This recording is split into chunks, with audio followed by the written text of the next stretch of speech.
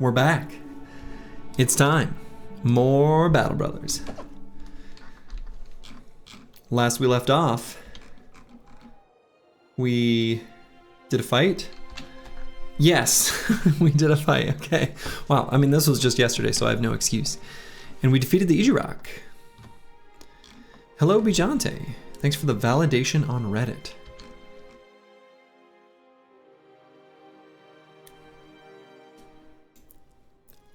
I'm not actually sure what you're referring to.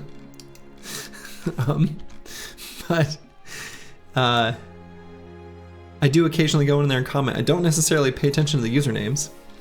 So you must have said something that I agree with. I'm guessing.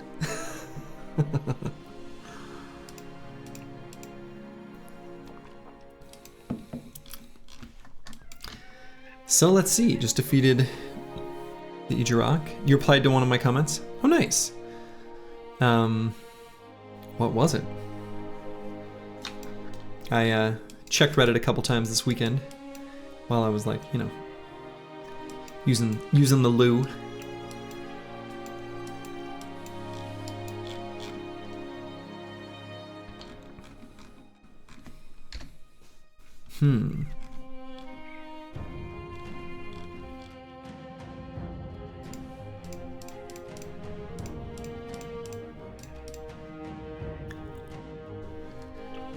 Trying to decide what I want to do after now having defeated the Ijiraq.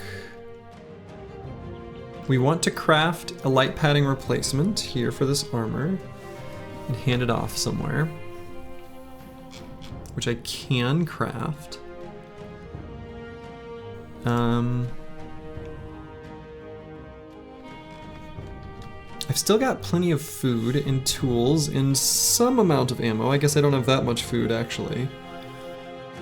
A lot of it is actually strange meat, huh? Okay, I should probably return to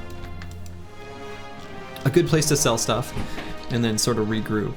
Might even be able to get the final card upgrade when we do. This one. Oh, I got to VIP you. Try it again. Someone downvoted you though? Oh no. I'm not surprised. I collect downvotes on Reddit at an incredible pace. I can be a little bit like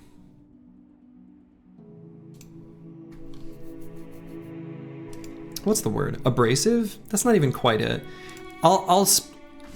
If a discussion on Reddit is involving the strategy of the game, and there's something which to me is like obviously incorrect, not just like stylistic, not just like whatever, but like, you know, when there's new players asking for help, they'll ask a question, someone will give an answer that I think is going to make that person do worse. This one, let's see what this is.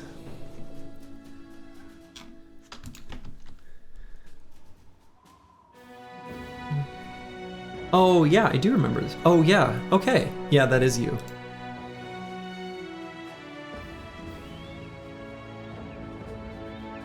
Yeah, so this is the perfect example. This is exactly what I'm talking about. So here's a maybe new-ish person or someone who in general is like asking for help. And a lot of the top replies in this thread are just advice that I think is going to make this person do worse. But your reply is not one of them. Got to love Reddit. Yeah, it's it's one of those things that like, I don't know. I've got my own opinions on the crayon briggies. But whatever. We'll let them live their life. Also, hello, Eagledub.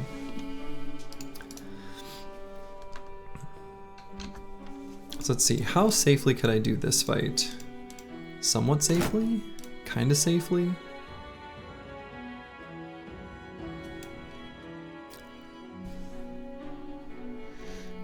You're decent at against the storm when you get your my position. You get fed up with the nonsense quite quickly. Yeah, exactly. It's like there's things that are peddled as common advice or like common knowledge, which are just like incorrect, and that's just frustrating. I think I can do this fight even during the day. Any unarmed? I think you mean unnamed, I'm guessing. They've all got arms. No, I don't think. Let's see. Actually, yes. Our new banner. I'm wrong.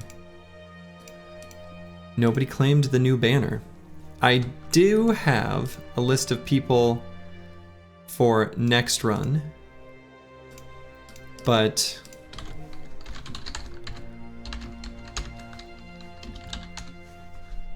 since the original Baron von Pone died, let's get number 2.0. New and improved. Out there. The reincarnation. The living spirit. It makes sense since this bro was recruited after, you know, a little bit of a tragedy. You have too many viewers now, gotta restrict people to one bro name per run. Probably. I think I moved stuff from the sheets of paper onto an actual like doc that I'm going to start using in the next run, and that way I can keep track of who has claimed bros, who wants what, etc. It kind of grew faster than I expected, so I just didn't know what to do. So that's my fault.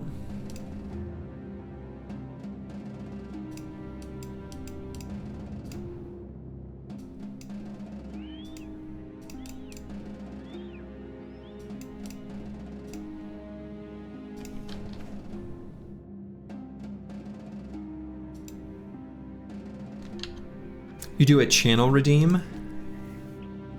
Oh, Twitch tracks them for you. Like using channel points or whatever? Oh, that's smart. I've not done anything with channel points. Okay, writing that down. Well, the tricky thing about that is that I get at least some requests come from YouTube, and I don't want to. I want to make sure it's accessible to them as well.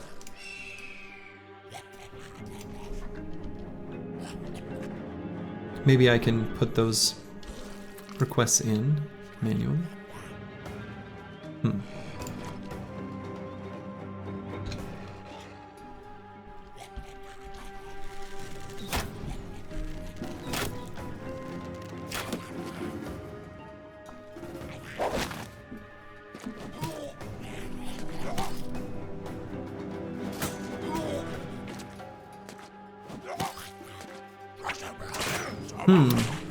Corvus Correct is a lot more vulnerable than I thought, huh? Holy shit.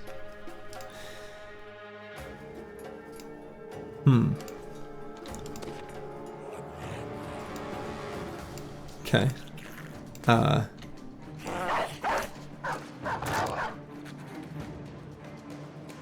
You churn through bros like crazy, so went with something very simple. Yeah.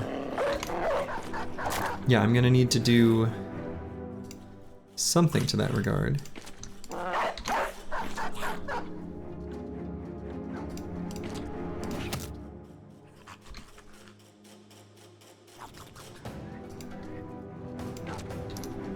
Bows and arrows wreck nimble. They do, it's true. They do.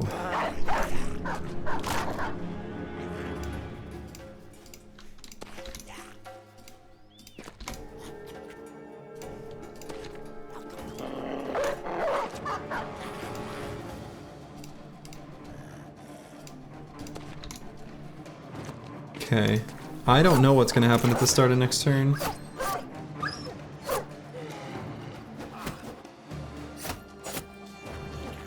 God, if I lose this bro because I just kind of was... Okay, good. They're going for the scatter bonus. I was hoping that they would. Okay, great.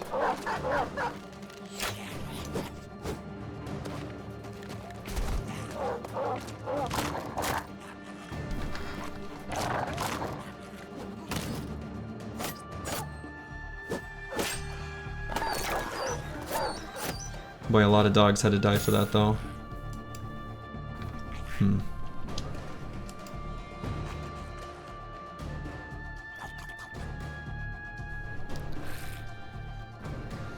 Okay, well.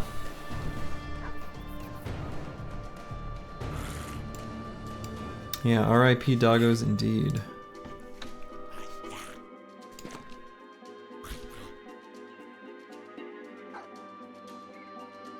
Alright, let's break free Corvus Korak. He is now, suddenly, just fine. Let's try to get the kill. Dang, he's gonna go for the kill and then break free. The Killing Frenzy proc. A little greedy.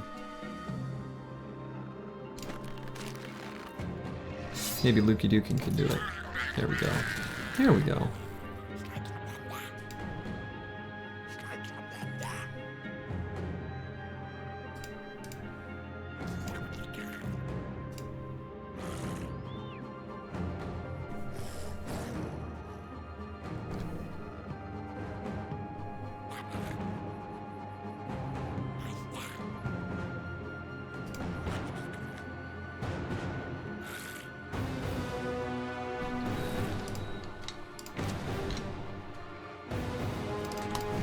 Okay. Boy. What a spooky start.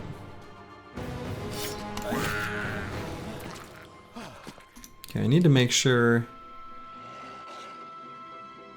this Goblin Wolf Rider doesn't jump on top of Corvus Korak. I suppose if he does, I'll actually have the opportunity to protect him, I think.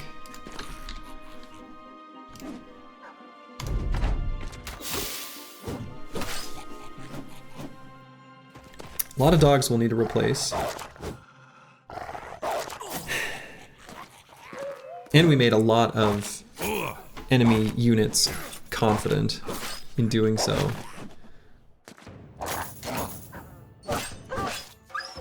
Case in point. Alright, the Chaucer. Show 'em what you got.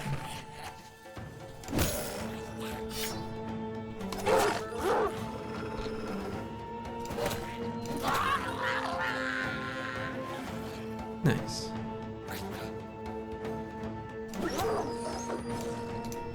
Moist Musk says, hi Slurgy Lurker here. I was just very curious why you aren't too into archers. I find they make goblin fights much easier. Is it just because they are useless at Monolith? It's not just because of Monolith.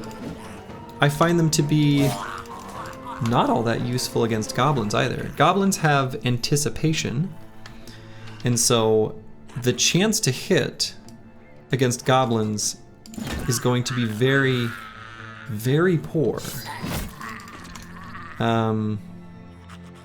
So hitting goblins with an archer is actually quite difficult.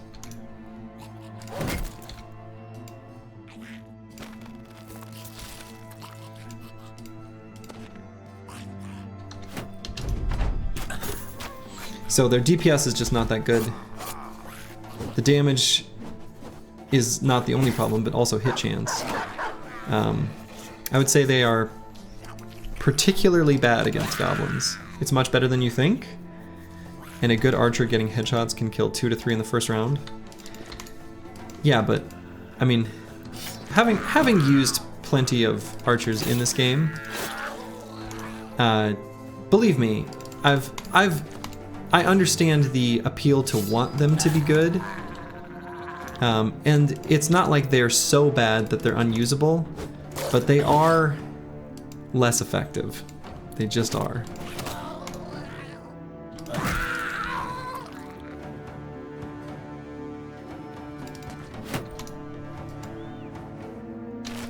So that's why I don't really use them.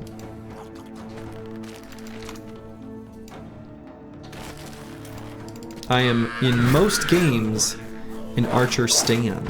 I love ranged attacks in most games. But in Battle Brothers, they're simply not as effective as alternatives. Oh man, Sins out of nowhere with the bow guide. Please share the guide. It's my favorite of all the Sins guides.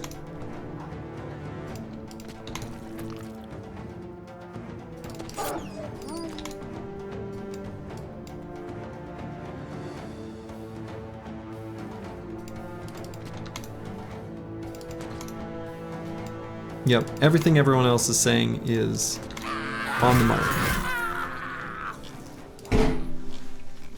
Okay, well, note to self, first fight when you start streaming, be a little more careful.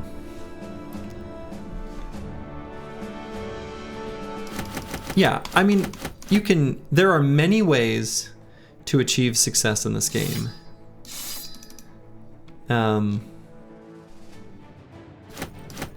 And I'll just leave it at that. Not all play has to be optimal to be successful.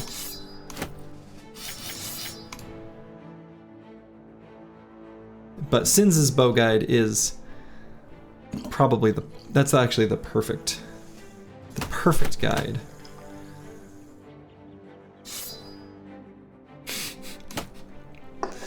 I'm laughing just thinking about it. It's so good.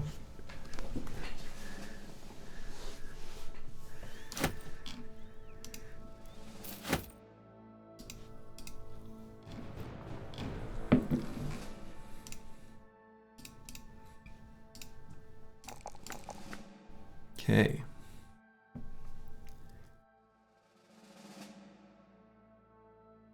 Best way to back up your disagreement is to stream a longer streak? Oh boy. I wouldn't ask that out of anyone. It's a big ask. That's a lot of hours. You think the archer / thrower is strong. So there's nothing wrong with using a bow as one of the slots on your bags and belts thrower to give you more tactical options, but realistically you shouldn't really use it very often. Like, there are enemies where if you have a really good bro, like with really high ranged attack, where it can be good. Orc Berserkers are a good example. They're one of the few. But like, realistically in most fights, it's just not as good. What's our slogan, Slurgy? Bros aren't glued to their weapons? Exactly. Bros are not glued to their weapons. Absolutely. Like, you can equip a bow for one fight because it's useful, and then go back to the throwing weapons that are the damage nozzles.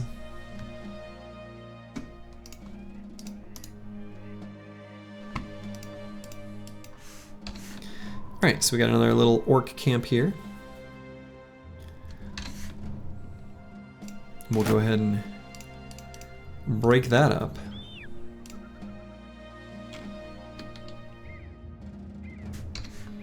I think I might swap who's got the trophy.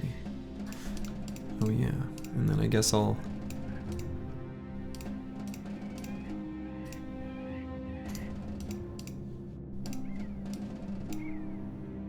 bring some other things forward.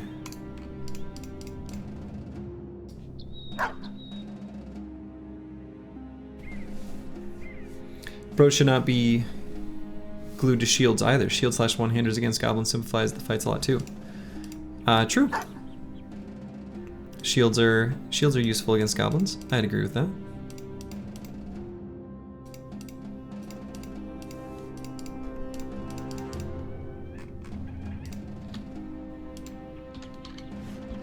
Okay.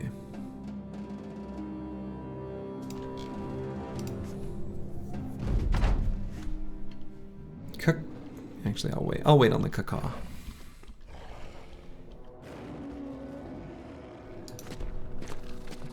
The don't level range defense advisors are funded by big greenskins. Yes, it seems they are. Yeah, no problem.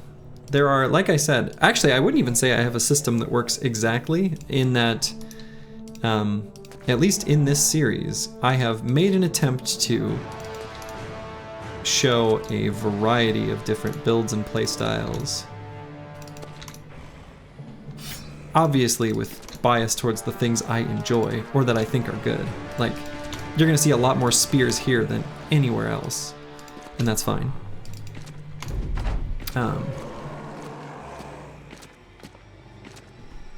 But yeah, I mean, I think there's a variety of things that can be effective.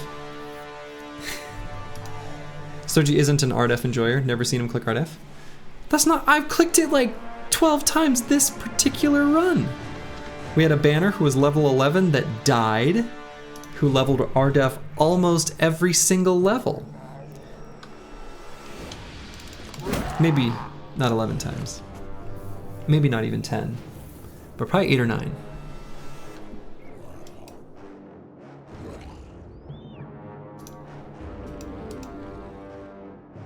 That happened this run. Man. Well, he died, so. But he sure didn't die to arrow fire.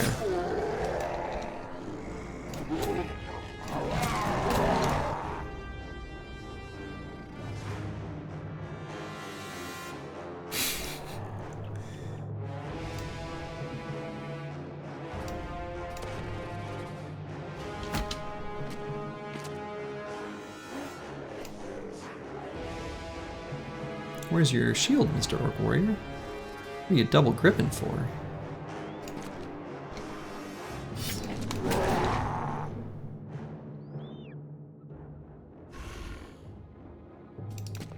Just don't know about brawler passes. Hey, good evening, curse word. Welcome, welcome.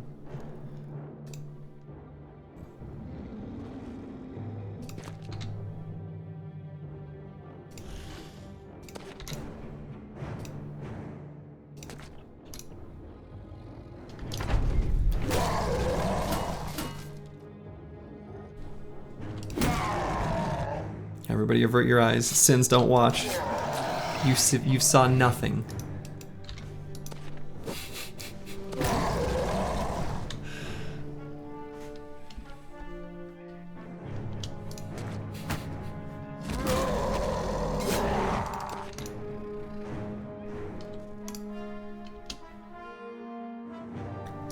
You saw what happened last run against the Goblin endgame and I had to say something. It wasn't the end.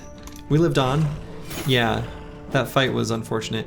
I mean, I did do in my, on the YouTube video, a full kind of breakdown of all the things that I thought went wrong in that fight.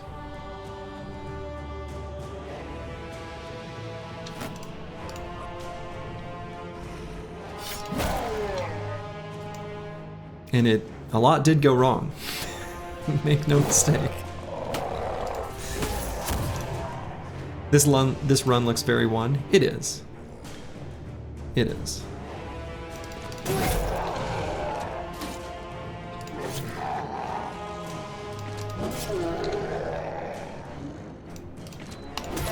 We're going through and busting up legendary locations just for the fun of it.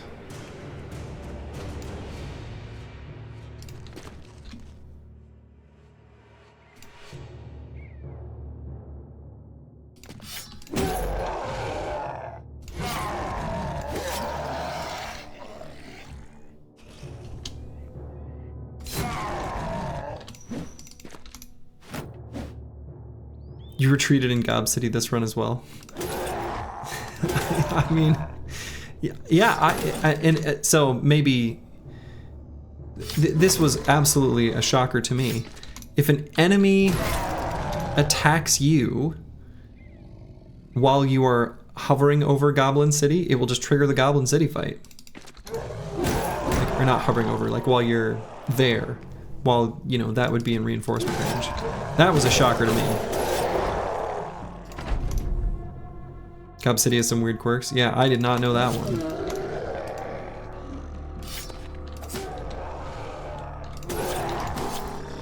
Yeah, that was weird.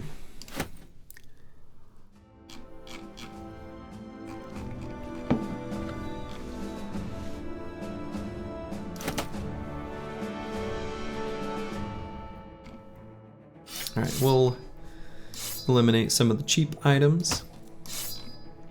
cheaper. Replace him with the big, heavy, expensive orc stuff.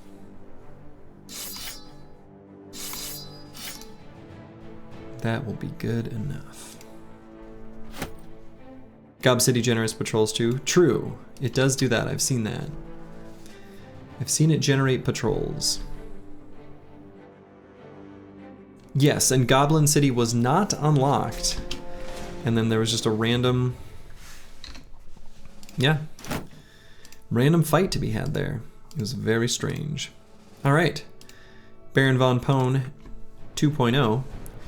New replacement banner.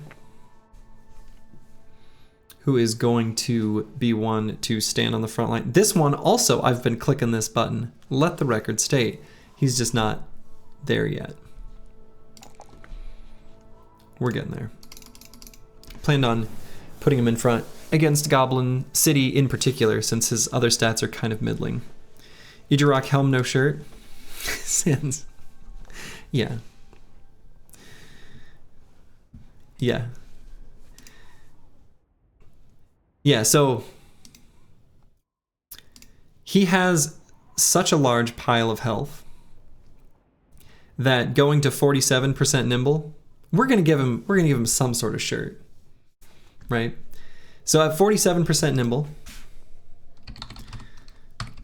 just for those who may have missed it last time, we have, I'm not gonna use, so EHP is a phrase that gets stated incorrectly very frequently, but in this case I think it works, especially when you're naked.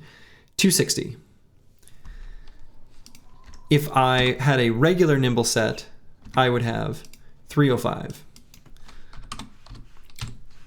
So you can view it as having 45% less health, or 45 less health.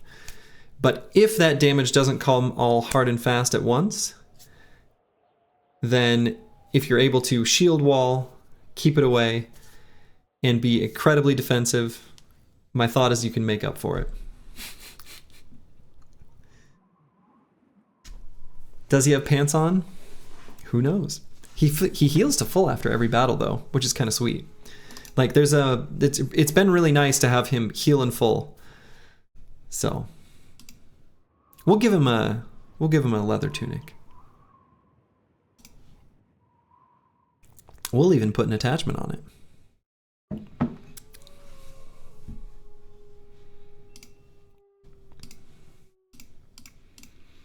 All right, we hit our last level on probably the best bro I've ever had.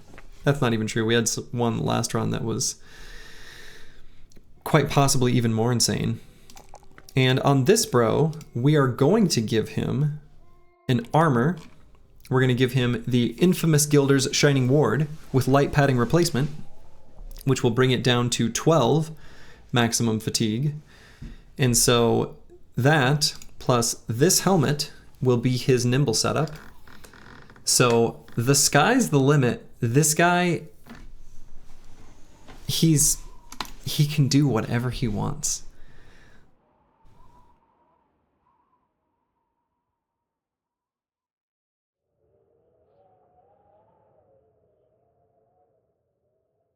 Should just pin the fur cloak attachment directly to his body. We should. Yeah, we'll have to get him, you know, an assortment of fashionable leather tunics, depending on the situation.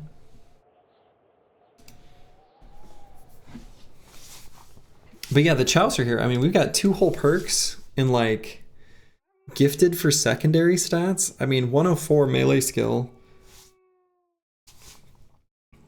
is kind of, what else could we need?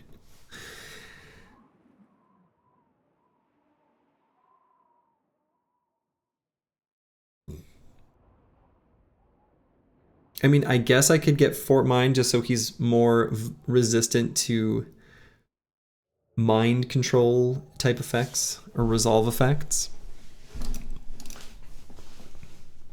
I could give him Forge, and with a 262 and a 153, that's like okay. It won't give that much value, but it'll be something. Bullseye for the flex.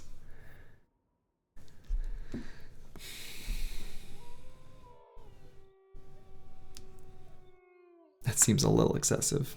Could grab Fearsome, but like...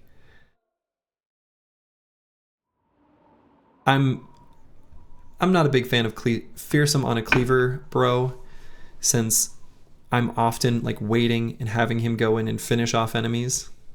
Like... Right? Actually recover because 4 AP weapon? I mean, maybe.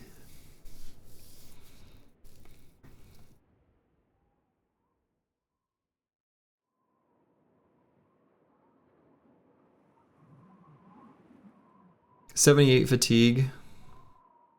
The two-handed cleaver is really expensive, right? Two-handed cleavers, there's a reason why I kind of talk crap about them. It's because they're so expensive. They're so expensive to swing.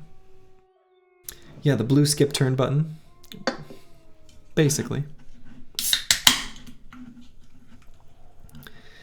It's also a 4 AP execute that adds to fatigue before recover. I mean, true. Execution are always good. Yeah, for a cleaver bro, it's not a terrible choice. Chris 1986. It's not a terrible choice, actually.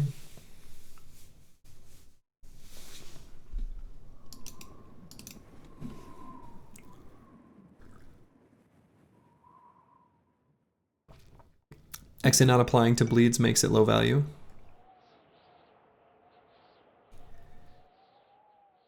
I mean, I feel like a lot of times, ideally, with this weapon, I'm using the decapitate. So...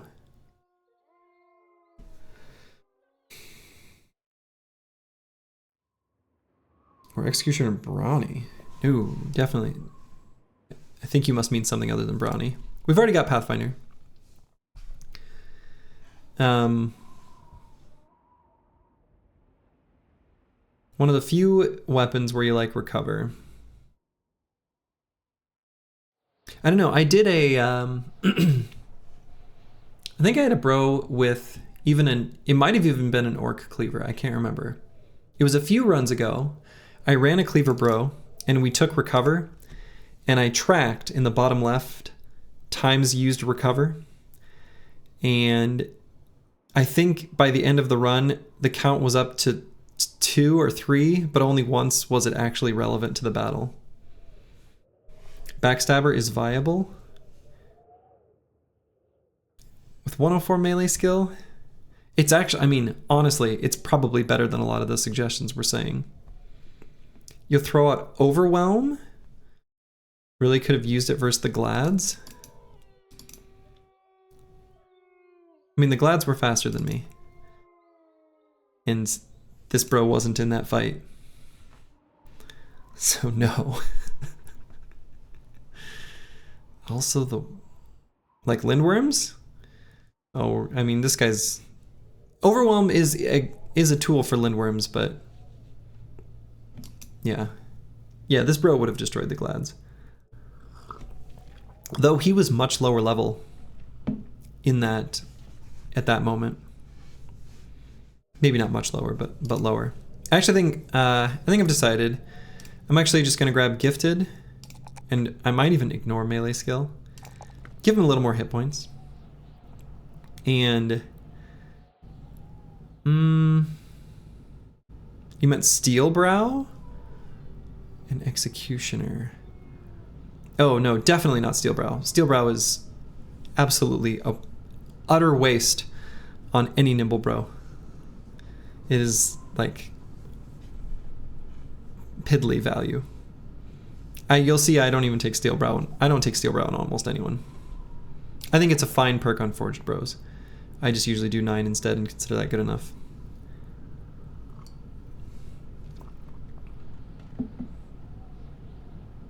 Alright, we'll do like that. And I think I like Fort Mind just to prevent any problems due to negative resolve attacks like horror and Warlord Screams surrounds, things like that. Fort is just generically good, right? Also just hitting Confident faster, or if you lose it, getting it back faster, which of course does happen too. And on our banner, let's go ahead and just have Rally, so we've got it ready.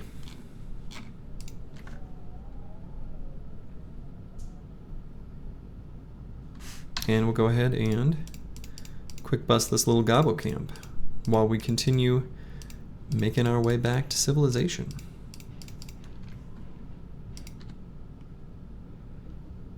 You can survive even more hit to the head with Nimble, and Brow, though, could be good. Boy, I think, like, probabilistically, the opportunities for it to be good are so astronomically low. Or, like, I think it is much... How do I say this? I think people's misunderstanding of the damage formula and seeing how good it is on Forge Bros makes them way overestimate the impact of Brow on Nimble Bros.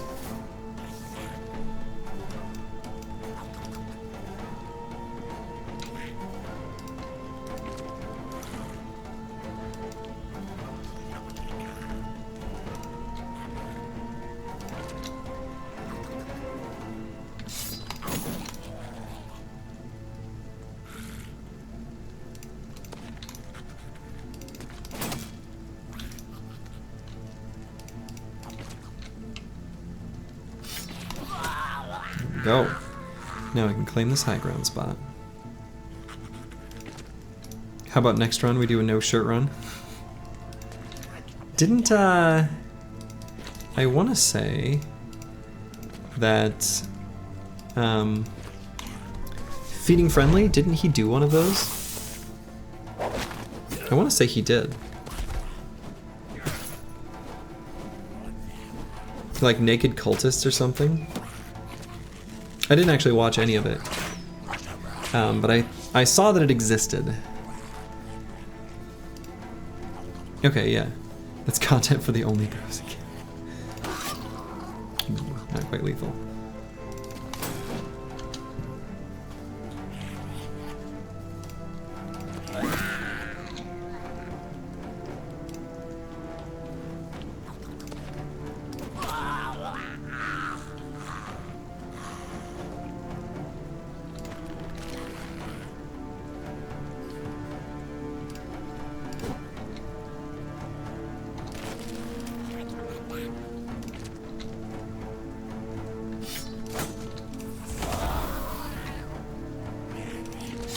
Got him in the fiery blast.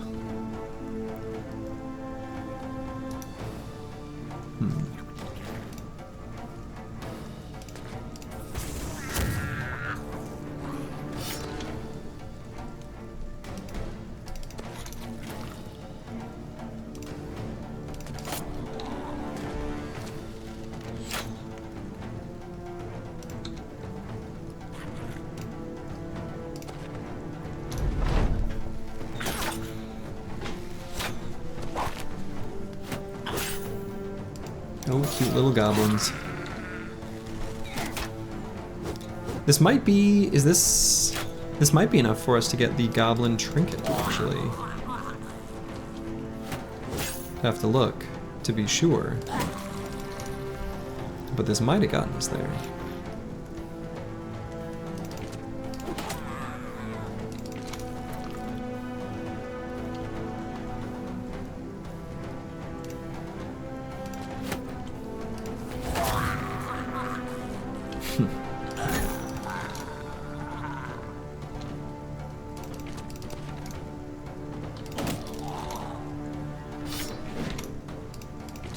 Get in there with that big old cleaver.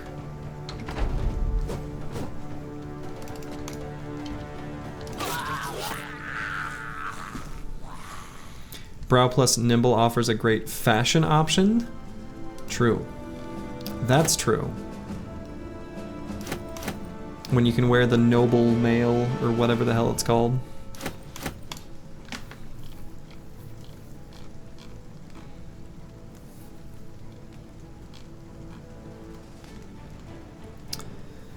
Alright, and maybe I'll just grab some fruits. Some roots and berries for the team to snack on. Juggler's hat and noble mail, so you can look like the real clown. I like it. Does this cleaver have minus fat? It does. It's got -1 fatigue on it. Just the -1. Let's see, was that enough? Oh no, one short. Okay, and we do have a Saleh for sale here, so we're definitely going to be picking that up. Necromancer hats are better. Yeah, the dark hooded cowl or whatever the hell it's called. That one's pretty sweet. Hello, the Chaucer. I would not say you're late. I would say you are right on time. Juggler's hat jingles when you get headshot. Does it actually? That'd be cool if it really did.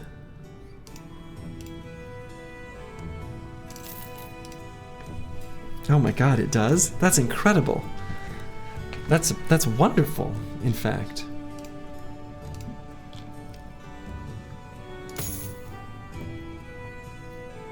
You're right in the middle of major maintenance overseas.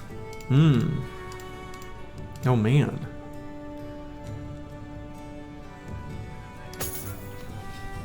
A Chaucer is never late, nor is he early. Exactly, he's right on time.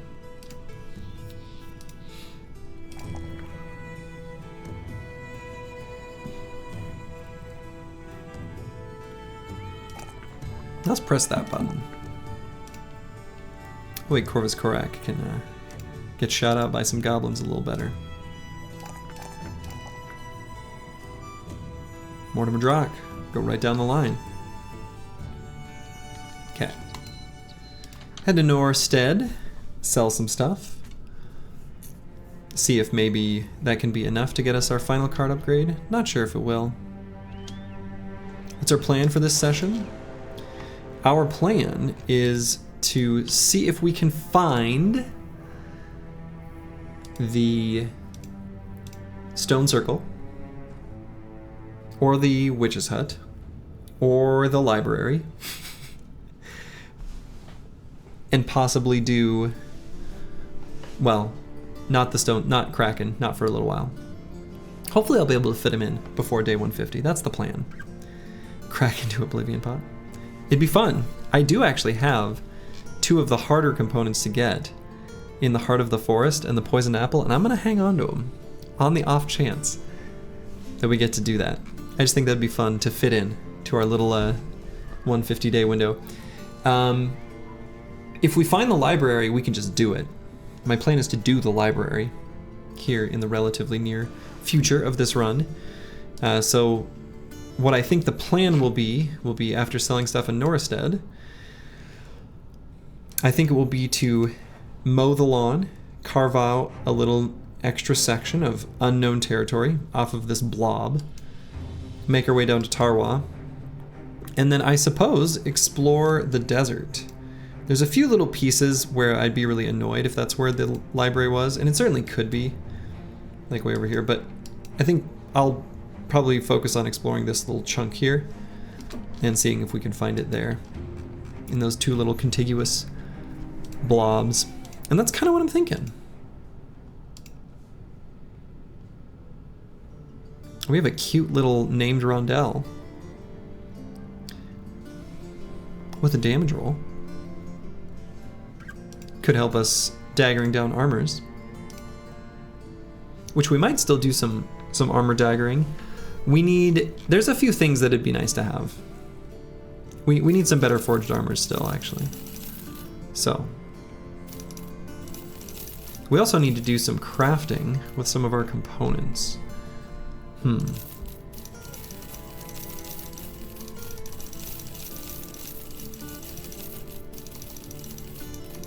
So we'll take a moment to see where we want to go next. I might actually make a pit stop to get both warhounds and some stuff made at the taxidermist.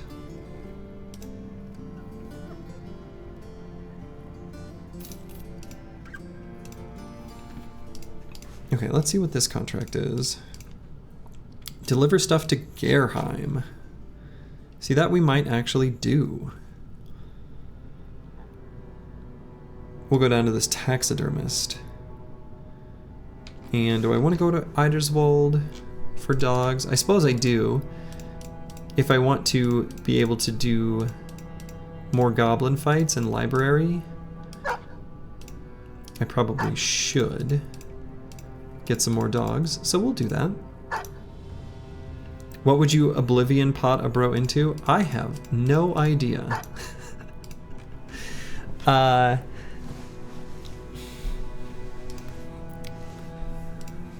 Probably what I would Oblivion pot a bro into would be to make use of a future found named weapon that's really good.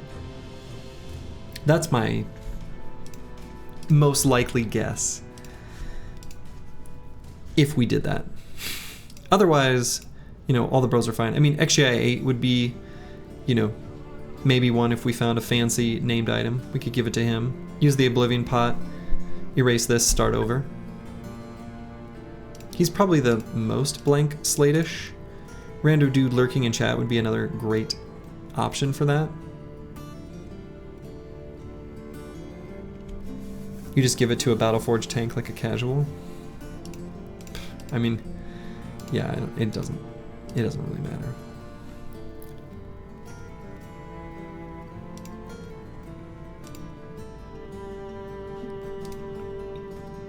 At that point, the run will be victorious. But I do want to try to fit in having the lightning sword for mono. Kind of tricky to do if I haven't even found the stone circle though. So there is that.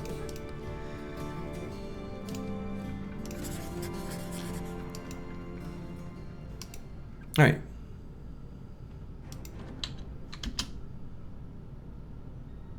Oh yeah, hold on. Do I want to buy this little named rondelle? I like kind of do a little. It's not much of a damage roll, but it's something. It's more shinies is the thing. More shinies on the team is kind of fun. And I do love me a good shiny.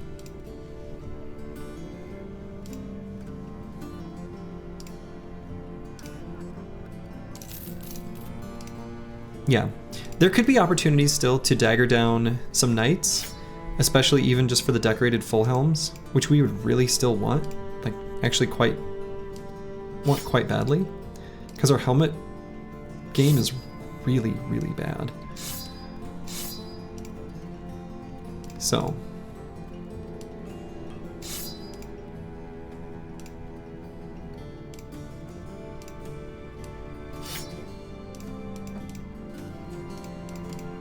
Helmets need to be improved.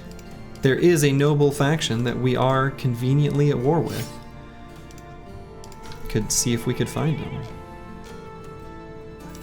All part of the continuous improvement plan. Lightning sword in Gob City equals chef's kiss. Ooh, I bet it is. I bet it is. That sounds very nice. That sounds lovely.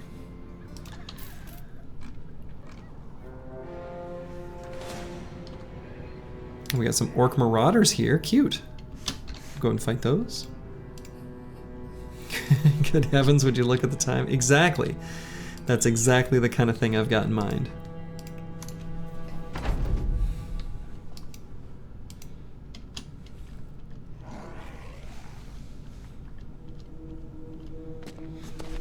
They've got very fancy helmets. You can't just put an entire castle on your head and not expect people to be a little bit jealous, you know? You can't expect that. That's unreasonable.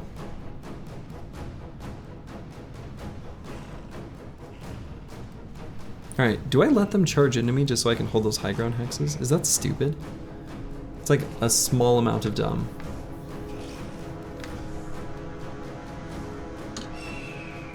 Caca!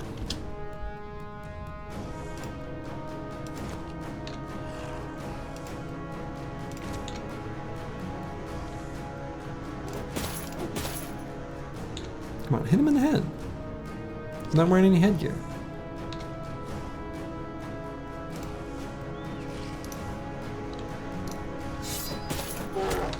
There we go. Oh, I've got the wrong shield out, huh?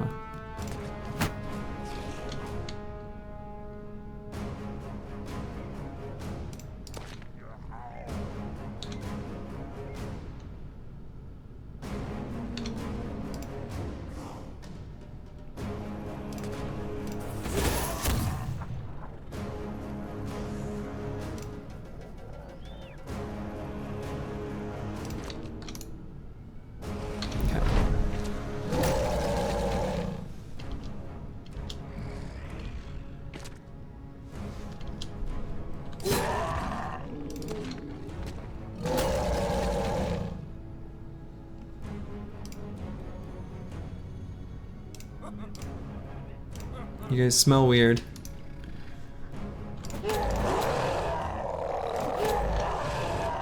Got him. Oh, this tell them they smell weird. Gets them every time.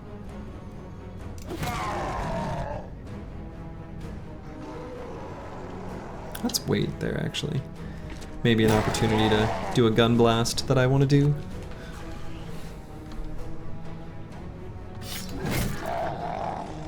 Mortimer Drock. Beheading orcs. You love to see it. Ooh, and would you look at this? Okay.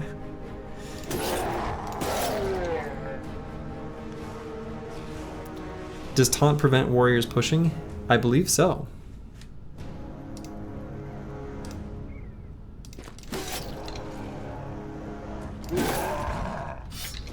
Taunt and learning a bit more about its overall mechanics has been kind of fun and a very interesting part of this run. I should not have done 2 decaps there.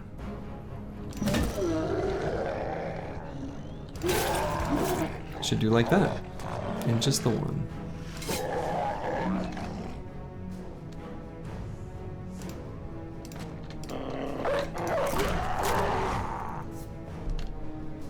Doesn't count as a damage low roll.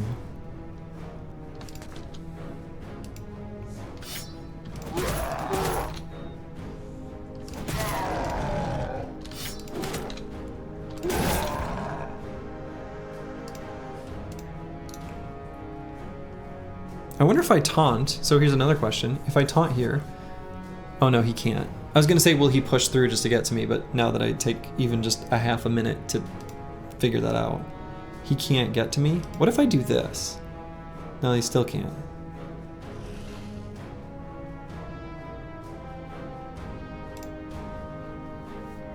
Oh, whatever. Oh, why did I type that?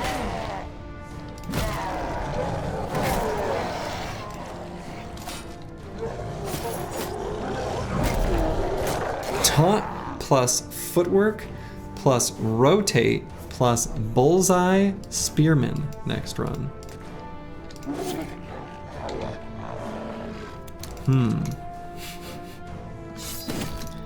I mean, if you get rid of a few of those, then you're close to something that might happen.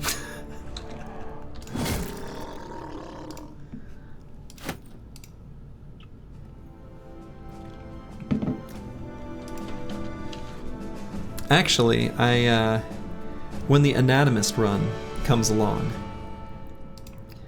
there is a potion that makes footwork really cheap. I don't even remember which enemy drops it. I don't remember what it lowers the cost to. But maybe, just maybe,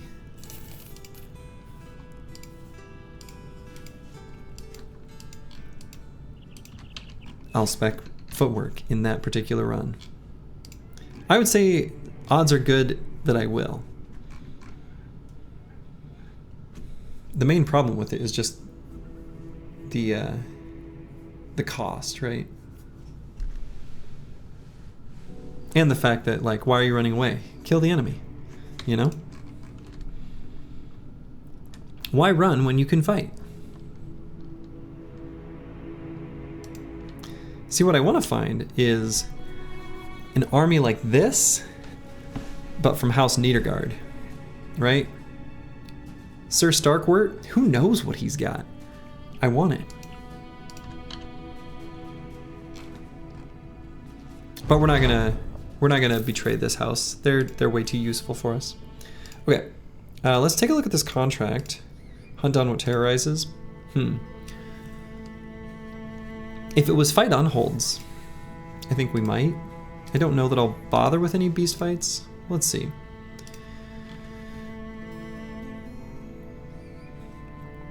So we can make another additional for padding. We can make a direwolf pelt mantle.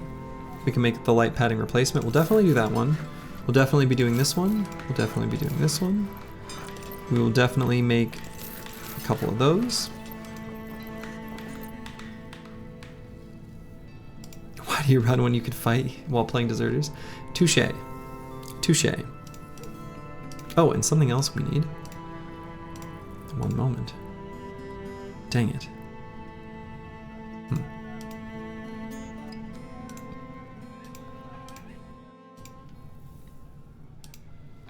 It's the Gabo potion that gives footwork? Okay, that makes sense. I feel like it would also make sense from spiders. Spiders probably has something to do with poison though. Okay, we're going to put this direwolf pelt mantle on. Just a regular old t-shirt.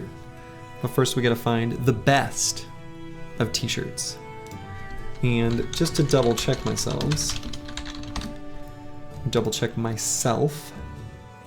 pretty sure that is the, yeah, leather tunic. Oops. I clicked a mouse button that minimized things. None of you saw that, but I did. My screen did a weird thing.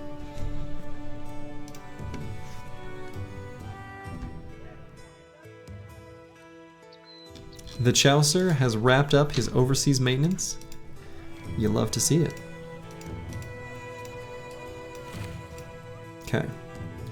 Some of these things I'm hanging on to specifically, literally just to do the library fight.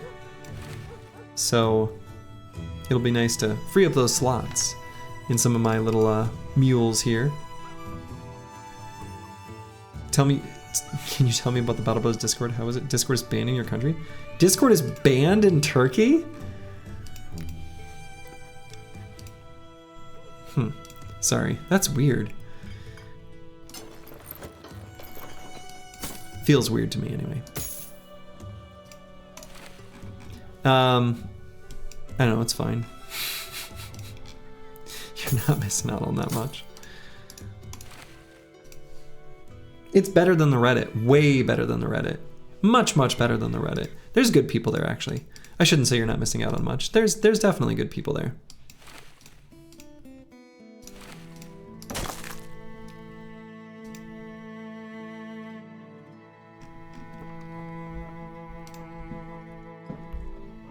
Alright, I might, even though I think it's less useful on Armor the Age of Rock,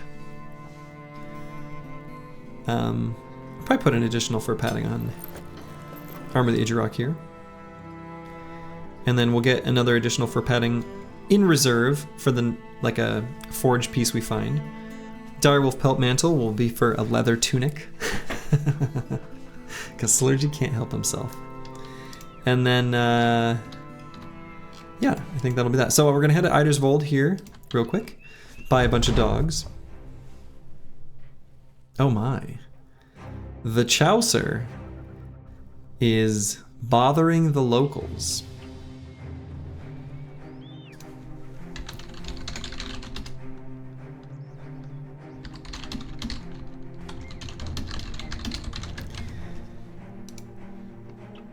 So let's see.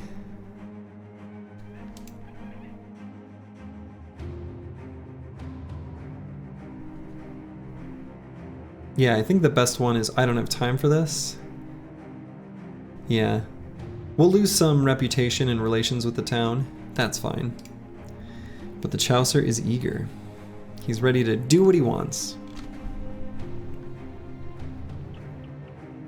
You'll get my comeback when you guys ban TikTok. I mean, I don't give a shit about TikTok. I've never installed it, never used it, don't care about it. So, That will be irrelevant to me.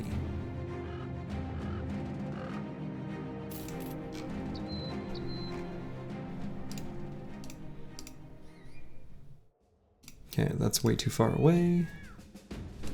Ooh, an Undertaker's Cloak. Now hold on. I think that's the other option. That I think that's the same. Is that the same?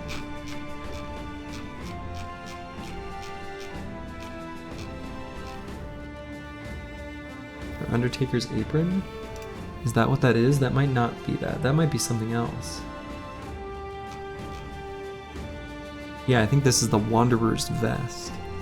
That doesn't do me any good.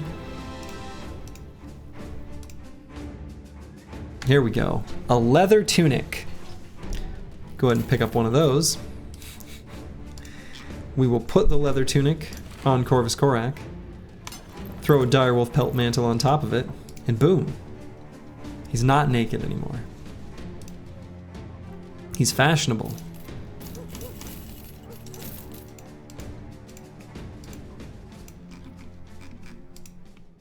Okay, so we'll definitely buy all the dogs and accompanying armor sets. We'll start with that and we'll see where we're at. Okay. So he doesn't really need that attachment. Excuse me, not attachment, but item, whatever. Accessory. Okay. All right, looking good. So, let's buy some food. Let's get rid of this stuff.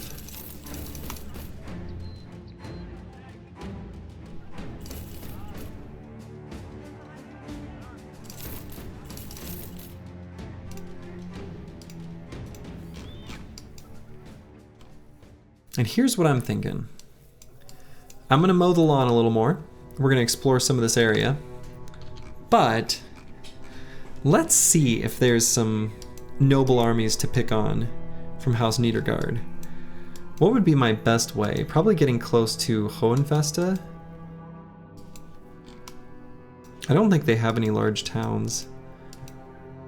Yeah, they don't.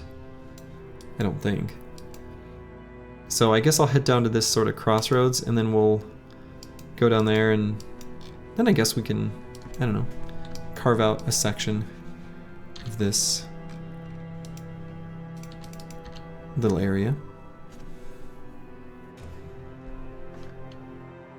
This is so sad. You made your bro drink all Anata's potions and now he's sick for 251 to 253 days. Well, what you need to do is get that bro one of these water skins, have him take a drink, and he'll feel right as rain.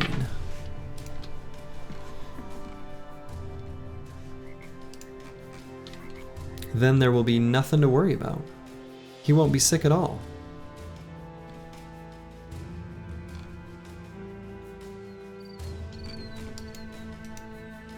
Okay, so let's first check out Brookstad.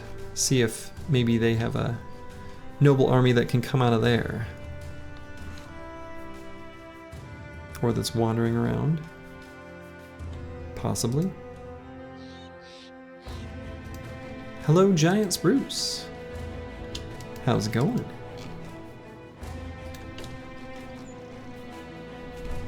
Hello, J Lee 233.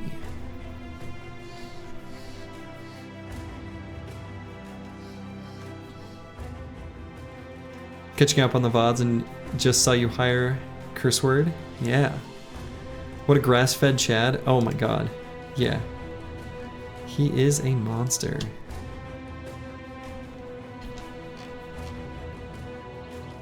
I could even explore in this little section here. There could be... Conceivably there could be maybe a legendary location like nestled in here, like Witch Hut or something. Let's go try to pick on the noble army first, but I may want to check out that area too.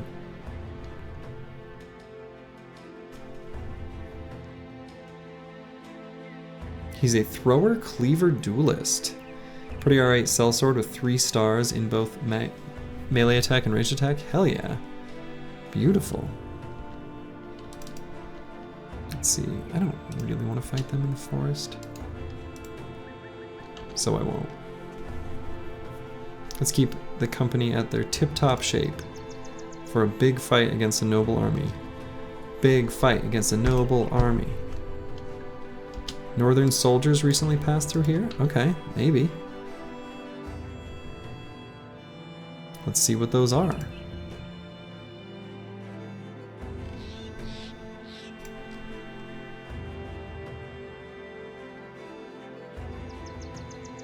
Recent game, you played Deserter's Origin. Oh man, the footprints are getting darker. No! Why is House Eberlin the only ones around here? Disaster.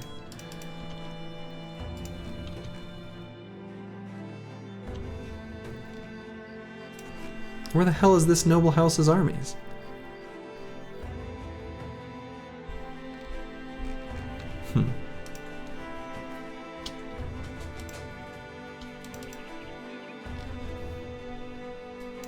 Alright. I'll accept my situation. We'll just wander through, explore new territory, I guess.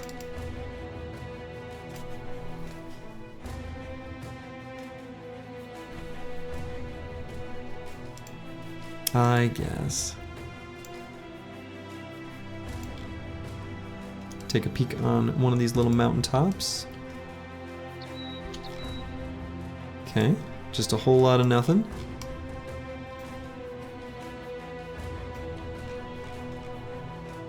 Let's just continue on west, I suppose.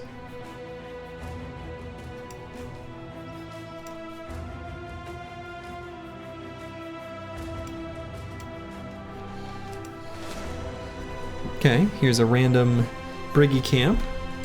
Could be cute to do that. Feels alright. Sometimes these camps can have named items too. So let's bust it. Oh, busting? You make me feel good. Alright. Bring this guy all the way forward. Take a look at what we got. Black Crow Balthazar. That's a fun name.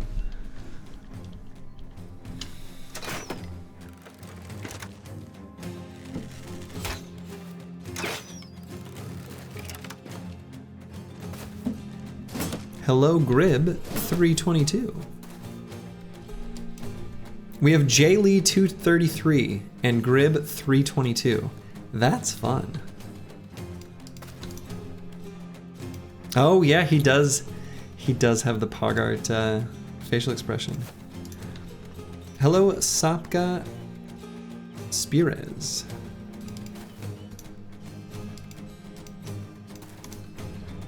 Sapka Spirez? What would be the best way to parse that?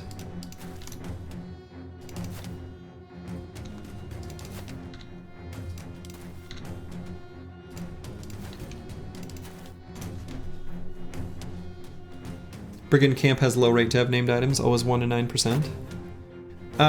Is it always that? I mean, it depends on their distance from civilization, right? So I suspect that it can actually be higher than that. I don't know if it's actually that limited.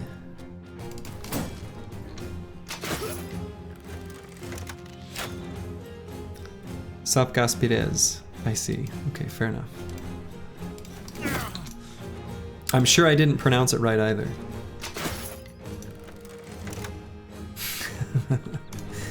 But you know, I made an effort.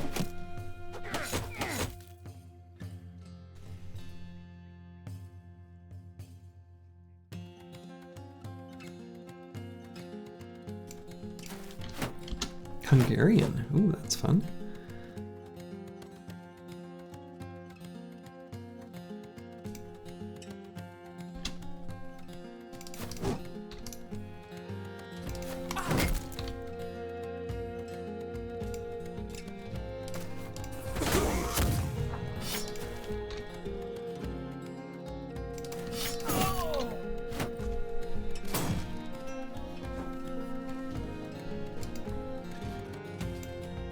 Check, check.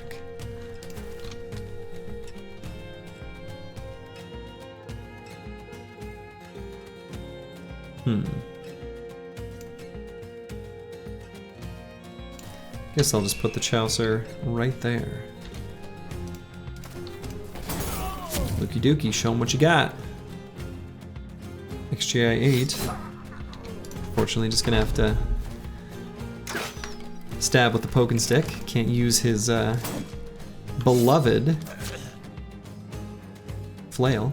Curse word. Got a man with the Catal.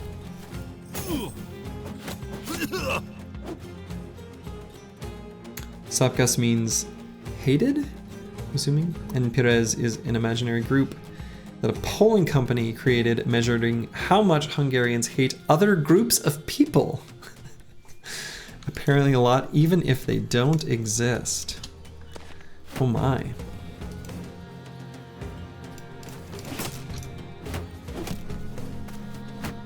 What's the dagger does something count at? I don't know, but it's pretty high.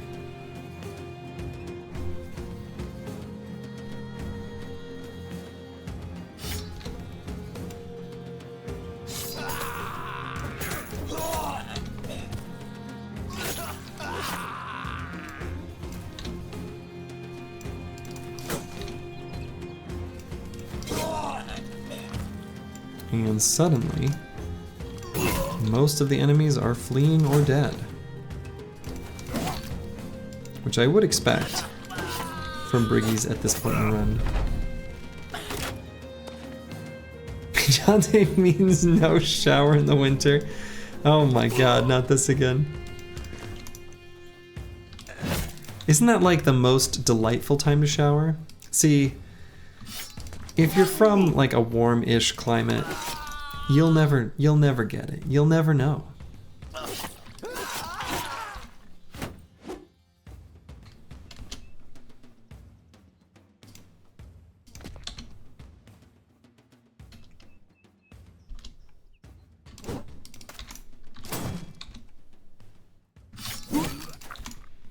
A warm shower on a cold day when your bones are freezing, it's pretty delightful.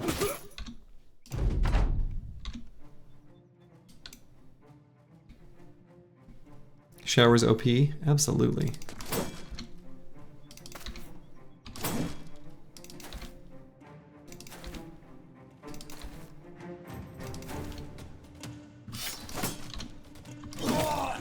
There we go. There went his head.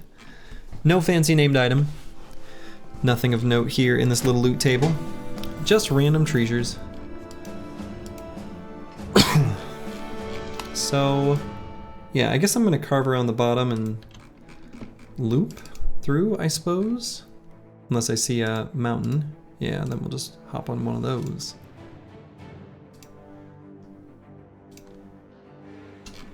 Okay. We've got... This could be a good fight. These are fine too. Well, maybe I will just... I mean, whatever, it doesn't matter how we do this. Let's head up here and fight the Grave of Heimlin's Battle. What's your build for the Orc Flail? This time around, it is as follows. We've got Colossus, 9, Pathfinder, Dodge, Fort Mind, Gifted, Backstabber, Flail Mastery, Headhunter, and Nimble. This is worked pretty well. He runs up, he gives a smash. Small request, if you ever make a dagger bro, could you maybe name one after me, unless there's one that's taken it? Well, we do have a request from Lajos. We have a request from someone for a Catal. Do you mean Catal or Rondel, like Dagger and Shield? Two very different builds. Very different bros. Very different likelihoods of me making one. Lajos, that's your cat. Okay, right. Okay, so that's the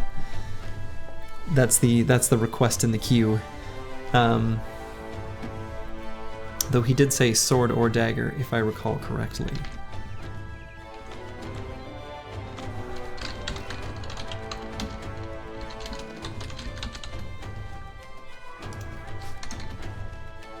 I do like the idea, though, that Baron von Pone had of making... Oh! Hold on one moment. Making channel points or something like that for it. That does seem like a good idea. Alright. Let's get these throwing axes in place.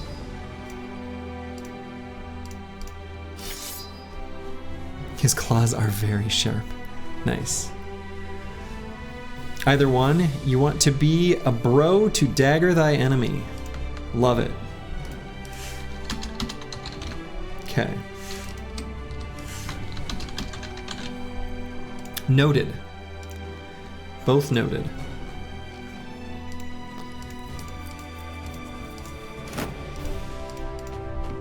Final overdrive. Hit another veteran level. Looking good.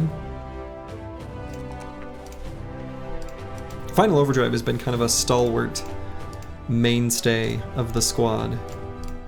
Deep Space Cowboy is over his injury.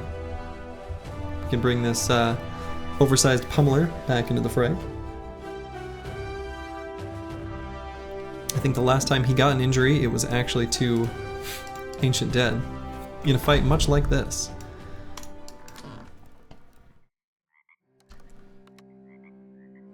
So I think what I'm going to do is back this line up one, at least some of them already now.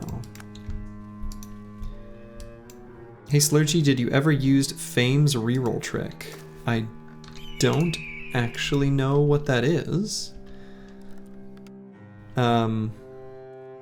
But that doesn't sound like something that I would be keen to do, based on calling it a trick. Makes it unlikely to be something that I'm interested in doing.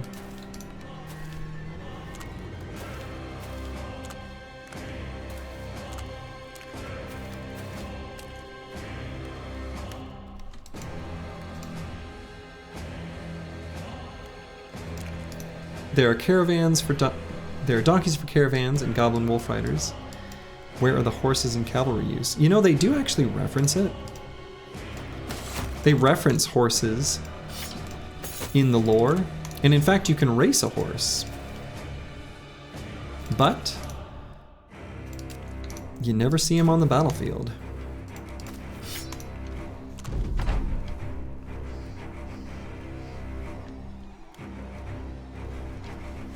Alright, come at me, bros.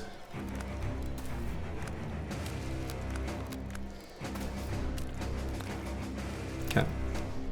So I'm not gonna get too good of a double turn here, but then there's the foul fiddler. True. That's a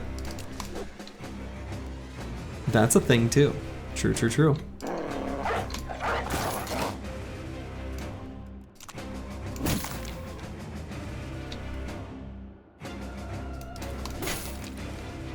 The Philly Fiddler, a classic. In the Battle Brothers books, there are references to horses. Yeah, makes sense. Let's see. I'm gonna be faster than them. I can probably go ahead and do a taunt now. We'll have the opportunity to shield wall still later.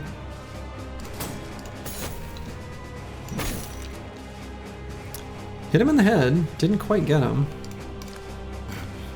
Ancient Honor Guard are tough. Oh yeah, Deep Space Cowboy. Shoot, I put that dog thinking he'd be able to go here.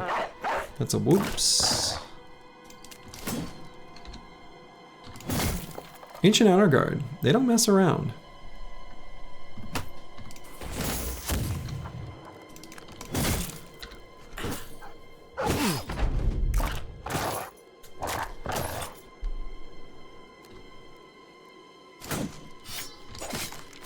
Oh, I thought that might be lethal.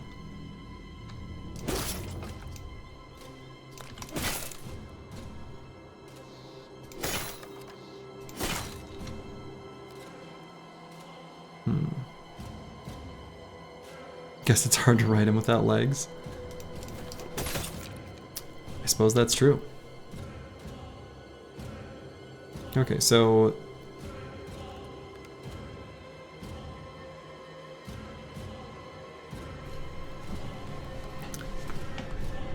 let's do some taunting, I guess.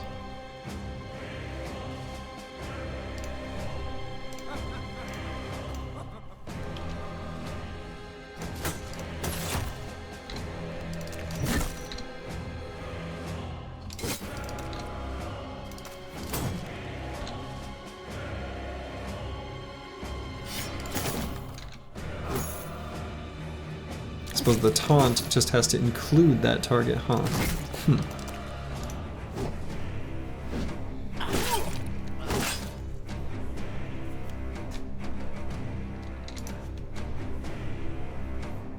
Cabs would ruin the sauce the devs worked so hard on. Yeah. And yeah, no goblins with legs, no orcs with legs, no nothing with legs. You gotta think, how are all these creatures moving around? Something's up there.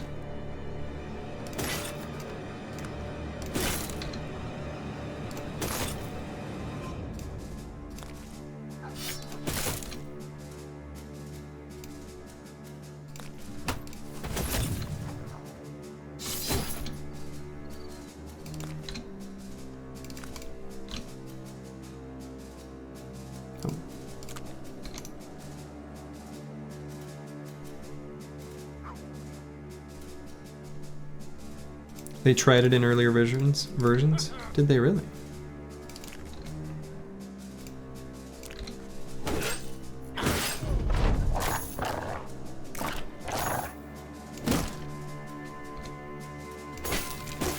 Okay.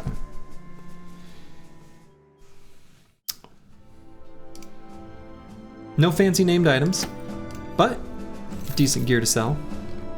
Spooters got legs? True, actually, that's a good point. There is a unit with legs. The Spooters. I kind of forgot all about that. Okay, well, let's take a peek on a mountain over yonder way. I suppose it's about to be nighttime. Donkeys too, no? Oh, true. Yes, the donkeys also do. Yep.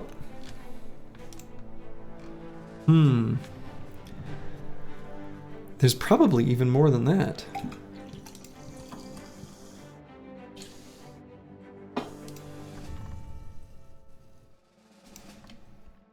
Ancient spires. NF. Oh, not found. Oh, wow. This is a whole ancient spire not found. Let's see, ancient spire not found. Ancient statue we have found. Ancient statue is way over here. So ancient statue is found and not complete. Ancient temple not found, correct. Black monolith found, correct. Curious shipwreck is complete. It's up here. Grotesque tree is complete, yep, found and complete. Hunting ground found and complete. Icy cave found and complete. Rulgazix found, not complete, yes. Stone pillars not found, yes. Sunken library not found, yes. Ancient city. Ancient city. Oh, sure, right, yeah, ancient city, fallen star, oracle. Correct, yeah, we haven't found any of those, I don't think. I guess I'm not sure about those. Since those are only we found the fallen star.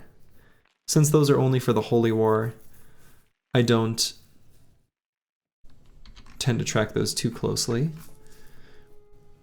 Unhold graveyard not found, watermill not found, witch hut not found. Yeah, the thing is, we've discovered an awful lot of this map. So maybe there's a whole bunch of legendaries all here. I mean, some of those can spawn in forests, so they could be places we've already been. In which case, it's whatever. I just won't know. And that's okay too. I think that might be limited to just Witch's Hut is always in the forest. The other ones I don't know that ever... Icy Cave can be. but we already found that. I'm not sure about the others. Found another ancient dead site. That's convenient. That way I don't have to reconfigure armors. We will swap out just a little, though.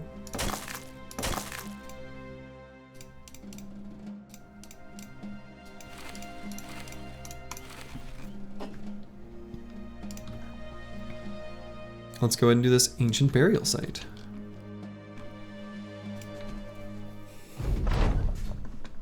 It would have been difficult to represent injuries on the whole body. Probably true.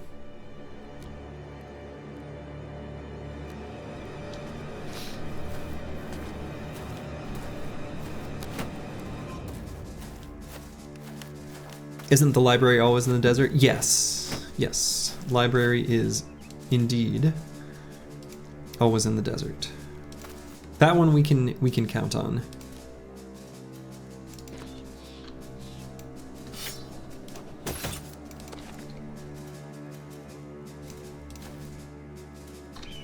Caw.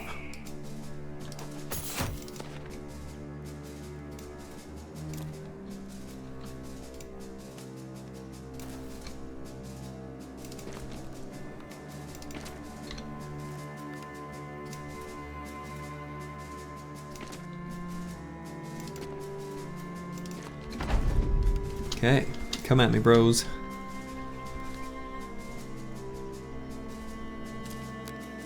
Wait a second, are you not the fastest anymore? No, not anymore.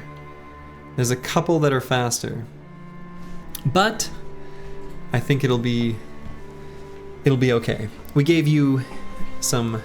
You were the fastest because of the hyena pelt, but we gave you a much better and fancier, shinier armor.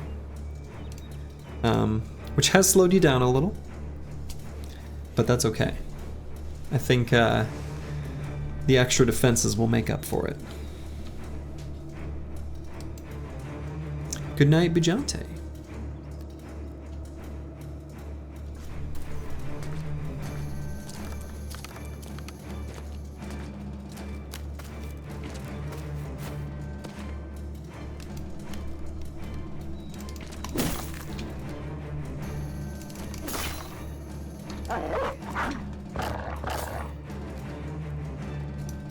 You like to play Xenonauts, also is a game based on modern combat. Interesting.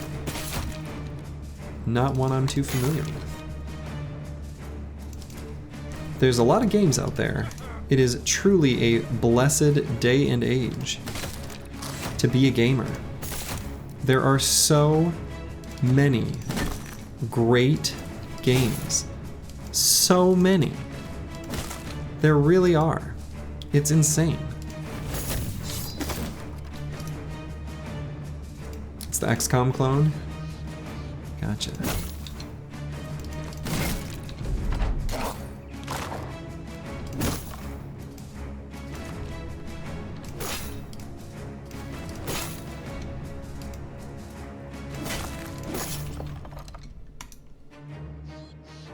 Xenonauts is good fun. Maybe I should check it out. I have a confession. I have never played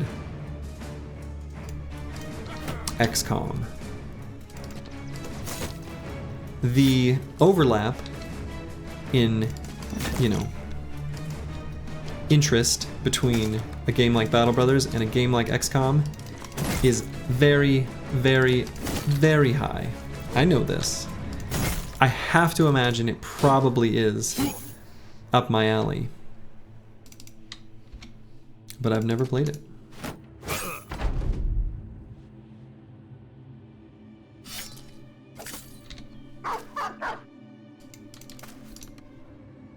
If you like being screwed by RNGesus, then you will enjoy XCOM. I do. I really do.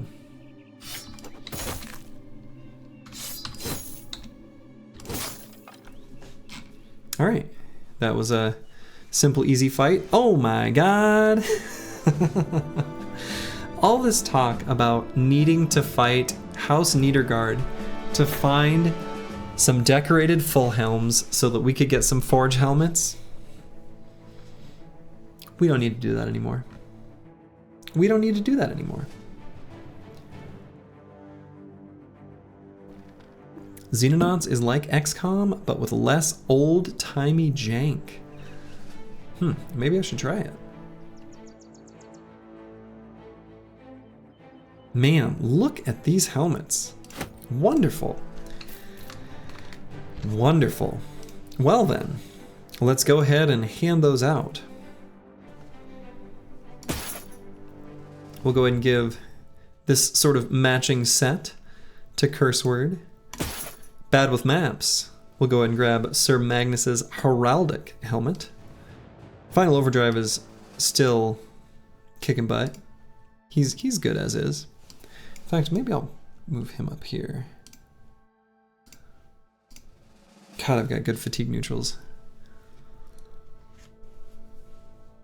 Slurgy lost his beloved spearman and did not rage quit. He loves RNG.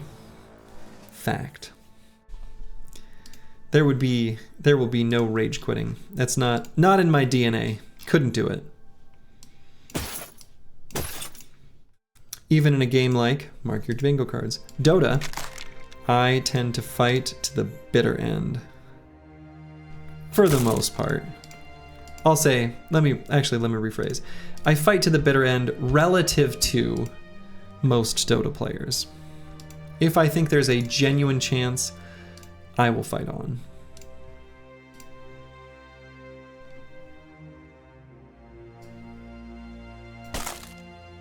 Jaylee likes 292 minus 12 fat.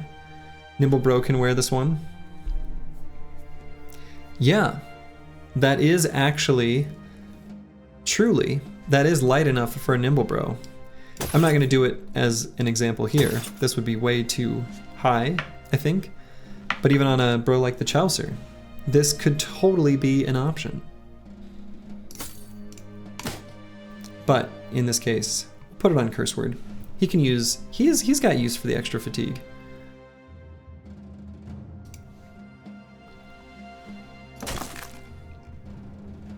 Now the Deep Space Cowboy has Nimble. Let's go ahead and get him kitted out.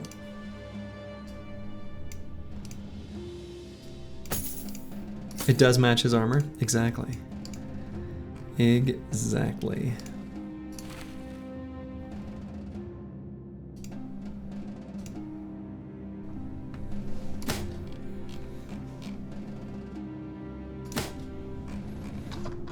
We'll keep the decayed coat of scales here as a backup in case one of these forged armors gets borked up real bad. And let's allocate our level up here on Deep Space Cowboy. Now Deep Space Cowboy is definitely going to be an offensive bro who will be able to make some good use of fatigue. So let's go ahead and just take the 3 in fatigue, 2 in melee skill and 1 defense. I think the 2 in hit points we can skip for now. We'll look to take some higher rolls later. He likes his 1s in melee defense. He does, which is too bad because he had a pretty high base. Oh well. Is what it is.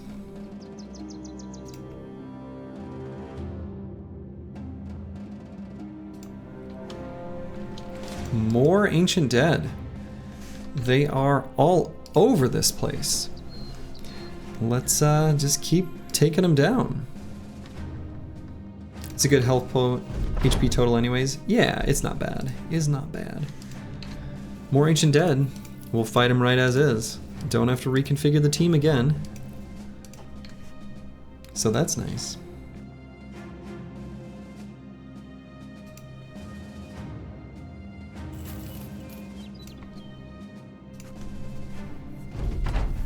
Yeah, the team's feeling pretty strong.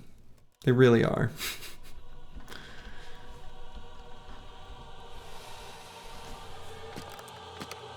But I still do want to do all these other legendary locations because they're fun.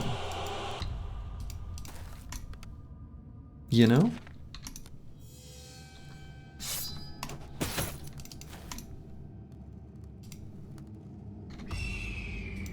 Oh yeah, we got that necrosavant there. Kind of forgot about him at first. Reminded after throwing out the falcon.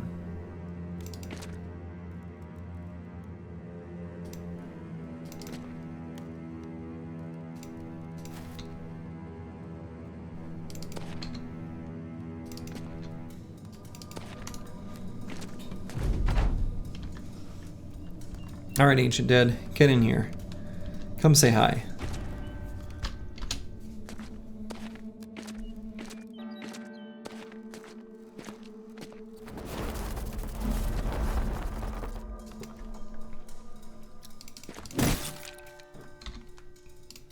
Alright, let's get Bijante over here to help with that necrosavant.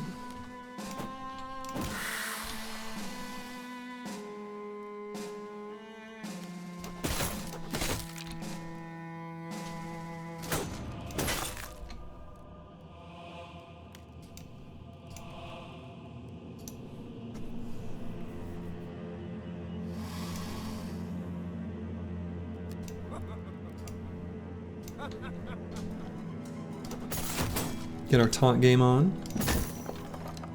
Get our bonkin game on.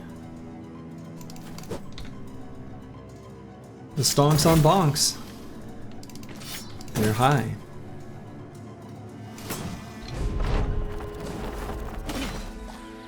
Okay.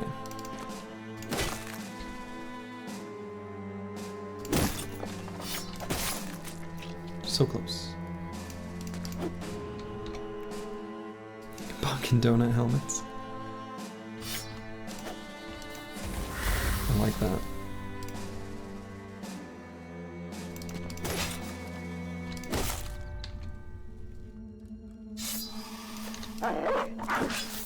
See if the dog can get the kill. He can! What a good, good boy.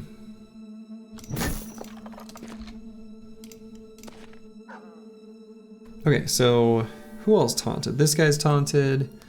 This guy's taunted. Let's make that guy taunted.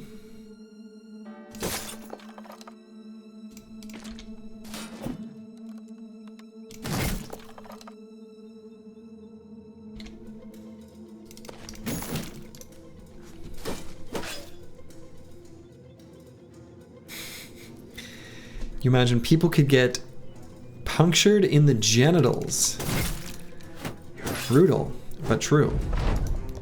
There is no specific injury in this game. Calling out. Punctured in the genitals. Missed opportunity. Maybe they should have. It can happen.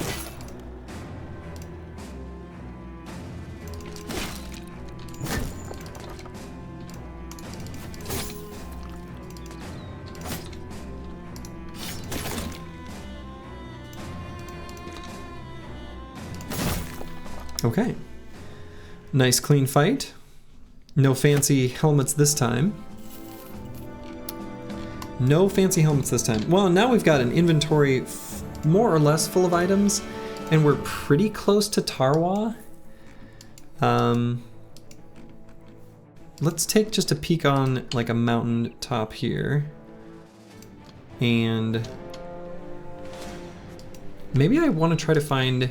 Let's fight like one goblin camp over here, and then head down to Tarwa, and then maybe scope out the desert.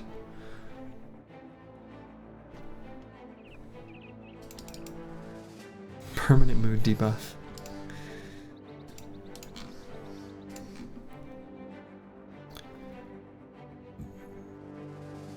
You'd hate to have a punctured genital. I mean, unless it's part of a medical procedure to intentionally prevent procreation. Nozick Grub. This is a nice little fight for us. Imagine a reverse flail that hits below shields to target the enemy's nads. Makes you wonder, there's all sorts of crazy stuff that existed historically. Makes you wonder, was that a thing? Might have been.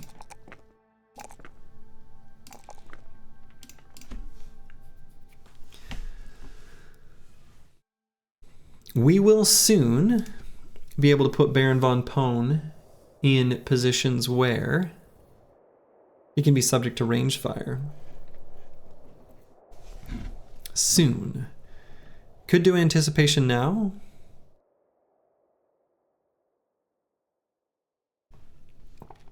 It's not that much better still than just flat 10, unless they're really far away.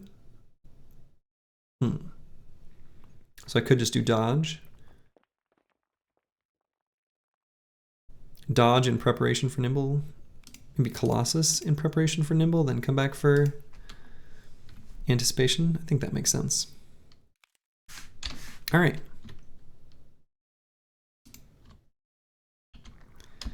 Let's bust this one camp, and then we will be able to complete our ambition. And maybe that's even enough fights for Goblin City? I'm not sure. Go get him, Corvus Korak.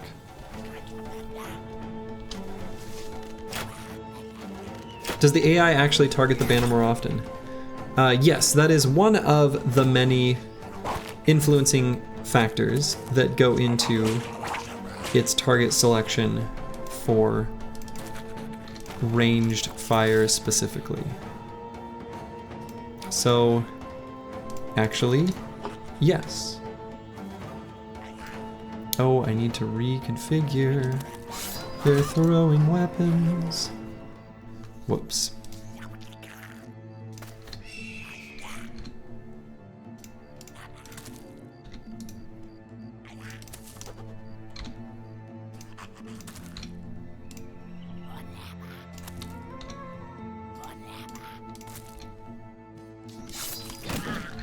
Bonk. It's not the banner weapon, but the rally perk though, isn't it? Correct. Yeah, it's just having the perk rally the troops.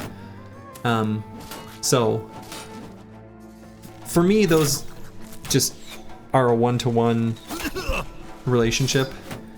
You could conceivably do it other ways, and you could do rally on more than one bro.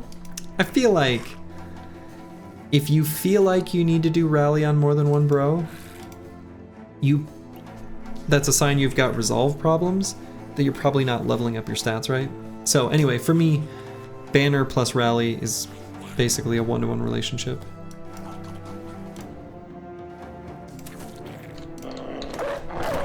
But it is just the perk rally, the troops, that causes the targeting.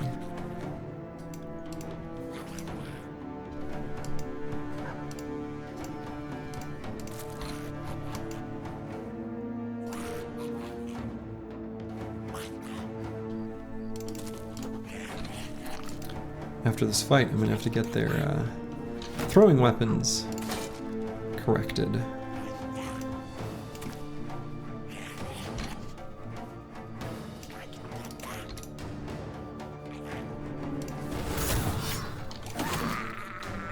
Nice.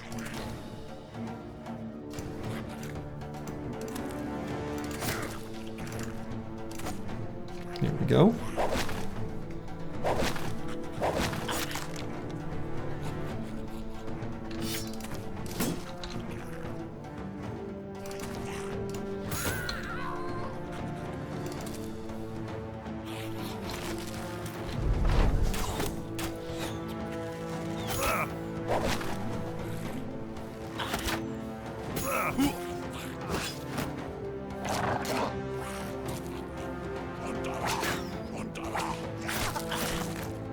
Okay, not too bad. Fighting these gobos at night does make this a bit easier.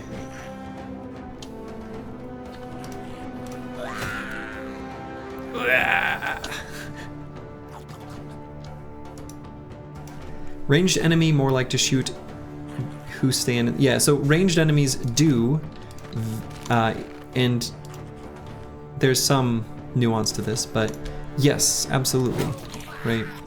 So enemy ranged units very highly value the scatter bonus, and so will shoot into clumps of your squad very readily.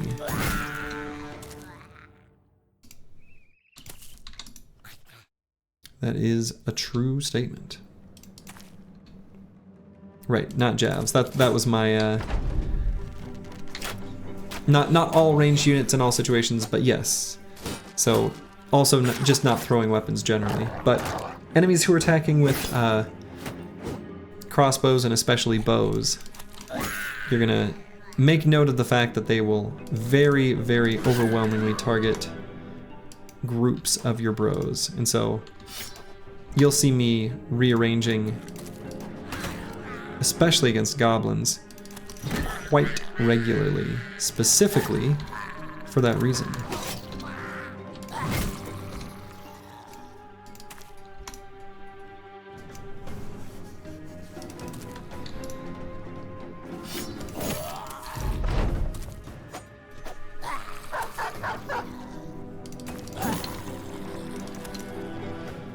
Yeah, I kind of, so I've actually, not in detail, but I have looked at a bunch of the AI scripts for, like, you know, enemy decision making, and I love them. They read like the ravings of a madman. They read like someone who wrote something and then tested it, and then realized they needed to match one more condition. So they added another, just like if statement, conditional, whatever. It's like long strings of, I don't want to use the term spaghetti code because I think that's disrespectful, but it's a big mess and I love it. It reminds me of the enthusiasm with which I wrote the computer game Fire RPG when I was in high school, which thank God has been lost to the sands of time. But that was the first like big thing of software I ever made. And in that, I just like wrote huge, disgusting functions where I would add new conditions constantly, and no one would ever be able to understand it, even myself. And a lot of the AI code in Battle Brothers kind of parses like that, and I love it. I love it.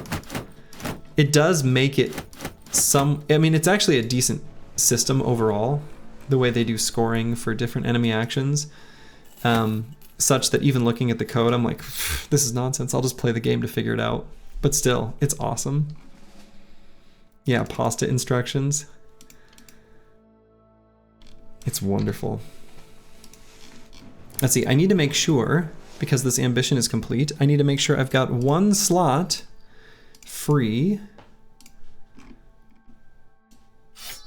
in my inventory for the Goblin Trophy.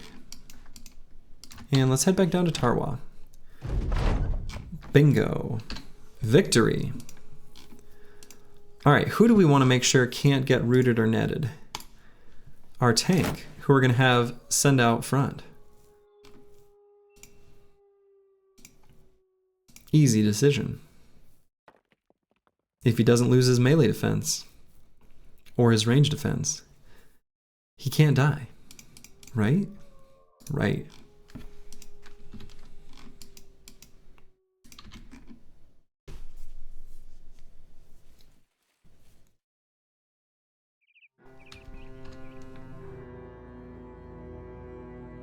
So we got the Orc Trophy, we got the Goblin Trophy. It would be cool if we could get the Undead Trophy as well. We'll see. We'll see if we have time for this. All this talk about doing the Kraken. Look, if we can't find the stupid stone circles, I may not have the time to do it before I hit my Black Monolith deadline.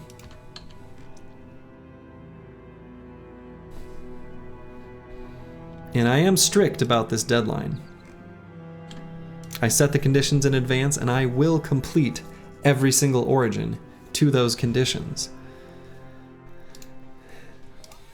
But I do want to, you know, shove in a little interesting, fun exploration along the way.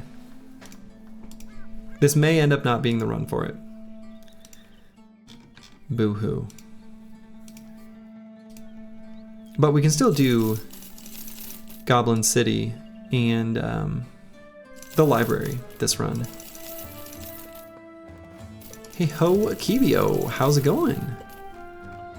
Revenge in the arena? We'll look at what's in the arena. We might get some revenge. We'll see. We certainly are going to take a look.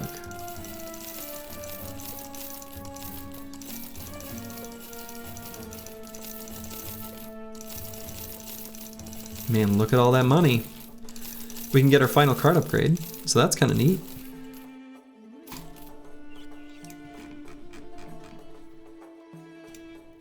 We are rich. Man. Curse Word hit his final final perk. Man.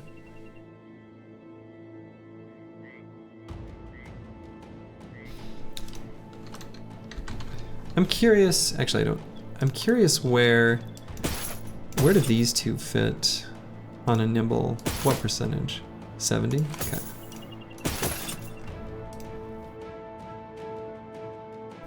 You're pretty well caught up, about halfway through last episode. What legendaries have we found now? Actually, this was already chronicled by the Chaucer. And the only, I will copy paste it exactly as he put it, except for one change, which is to Ancient Statue.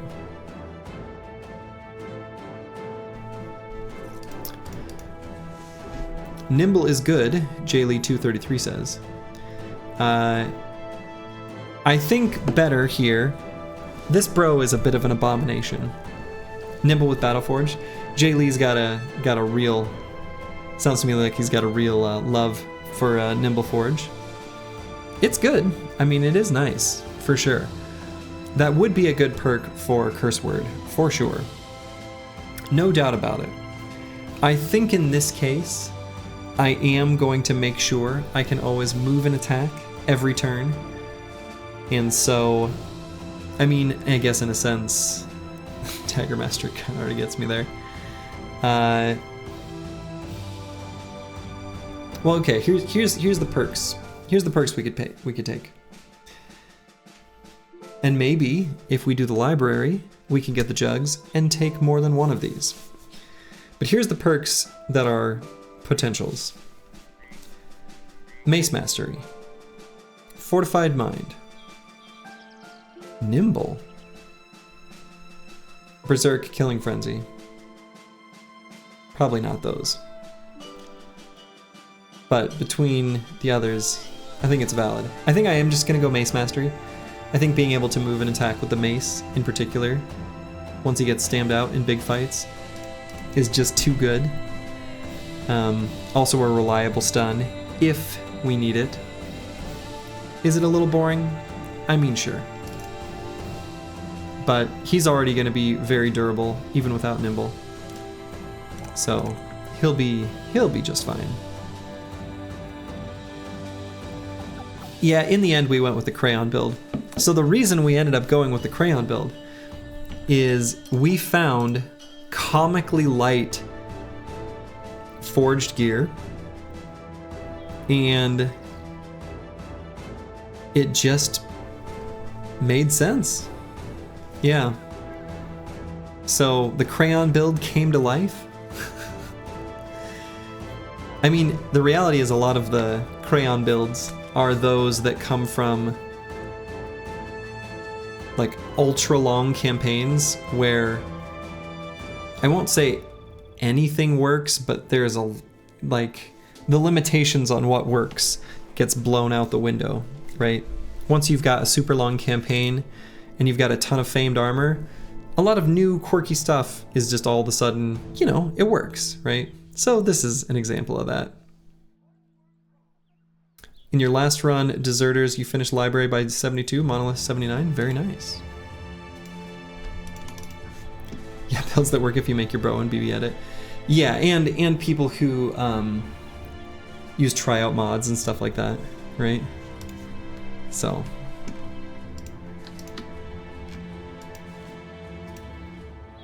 Alright, we'll take a look at these contracts first. Drive off nomads at Blazing Sun Camp. Probably won't bother with that, at least not for a contract, but we might go do it. Escort caravan to Al Hazif, probably won't do that. We probably will buy some of these consumables so that we can use them in the library and Goblin City. But first we'll check out the arena. 11 webnecks. Now 11 webnecks is super easy for Spear Pros. I'm still bitter. 11 is a lot. It's pretty hard to... I think it might be harder than it originally you might think. I think it'll be okay. I think we can do that. We're just going to make sure to hold Alt. Okay. I am going to do this fight, I think. I want to get experience on the banner, but 11 webnecks might be asking a bit much.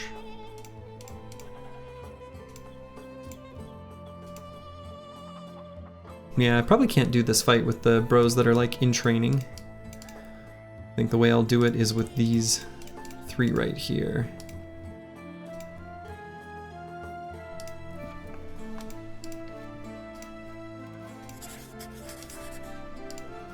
"11 little spooters though, that's a lot.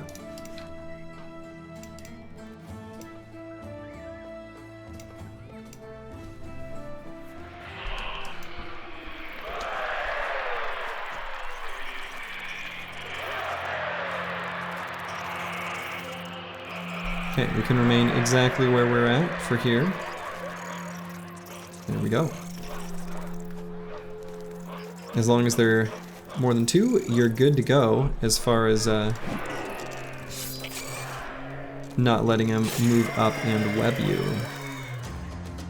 Oh no, is it an arena fight again? Reasonable concern.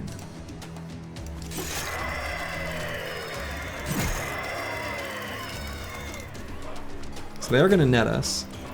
I'm probably not even going to bother trying to fight the nets because they're going to keep re-netting. It is going to give them additional penetration, but that's okay.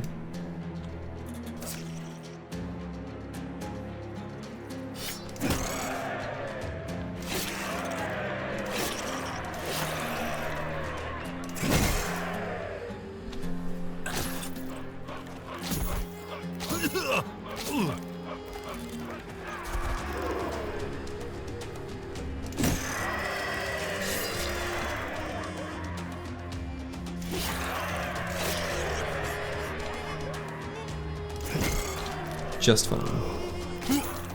The team is kind of beyond where webnecks are terribly threatening to us. Mace Catal is so satisfying. I hate to admit it, but it's true.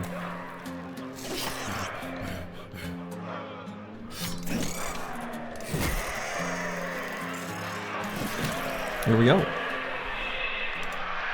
Webnecks eliminated. We got a gladiator harness. That can be a nice, you know, armor that we keep around. There's times where that's useful.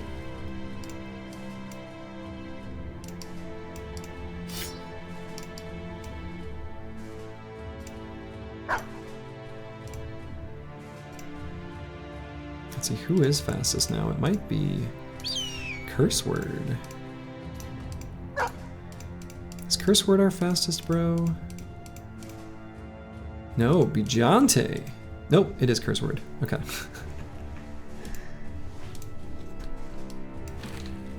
Alright. And so we'll stock up on supplies and we'll make a trek through the desert.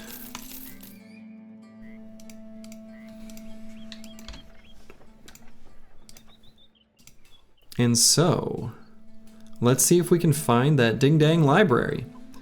Potion of Knowledge might be a good one to give to someone right before the library fight if we don't want to give them another potion.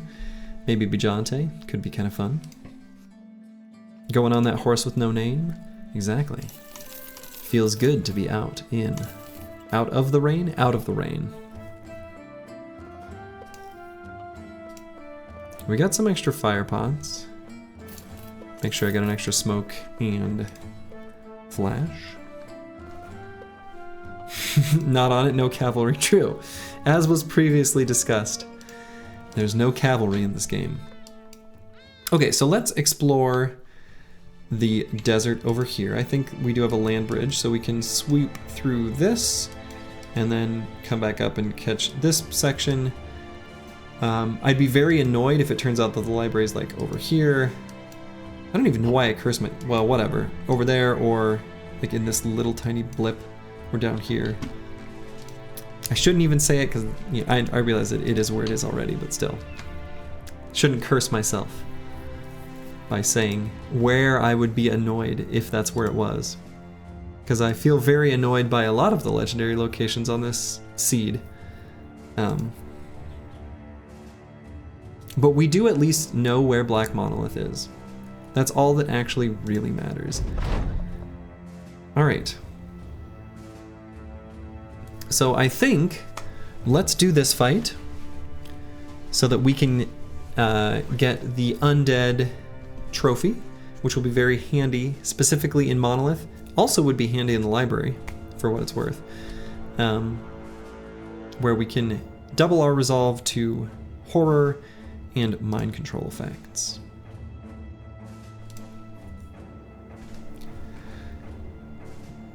So let's find ourselves an arena.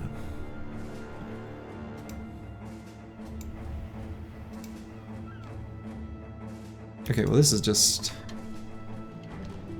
Alright, let's go... Well... I guess this water does stop. I was gonna say maybe skip this whole section, but probably be good to just go here first.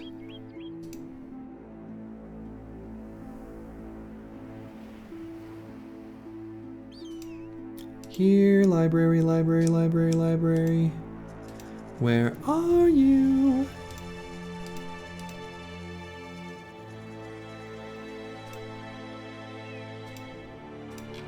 Oh, we do have like a big open section down here. Nice and far from civilization.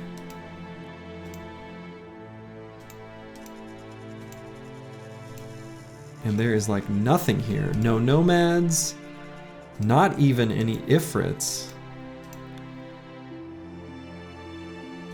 Well, this is a little ridiculous.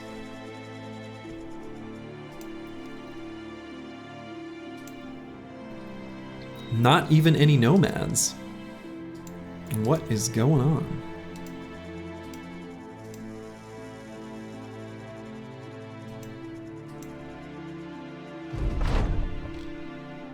Ooh. The evergreen event of Bijante becoming a drunkard due to the death of his allies.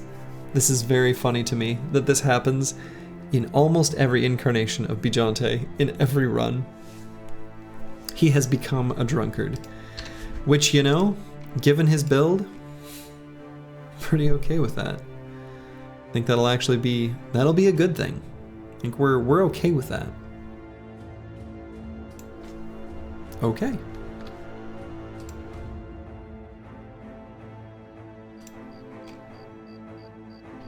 Now, this is ridiculous. There is nothing here.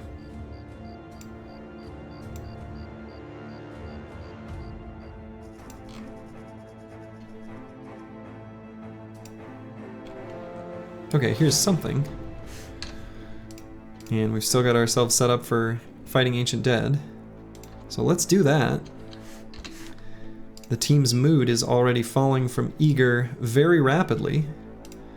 We'd like to keep that nice and high. We also only have so much food, right? You use it much faster in the desert, so don't want to just squander it this whole adventure and run out of food.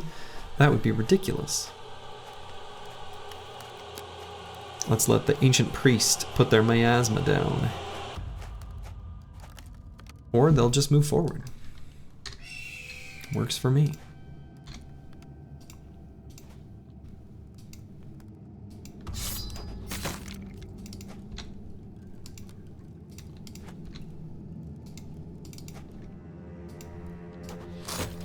Bonk. Got him.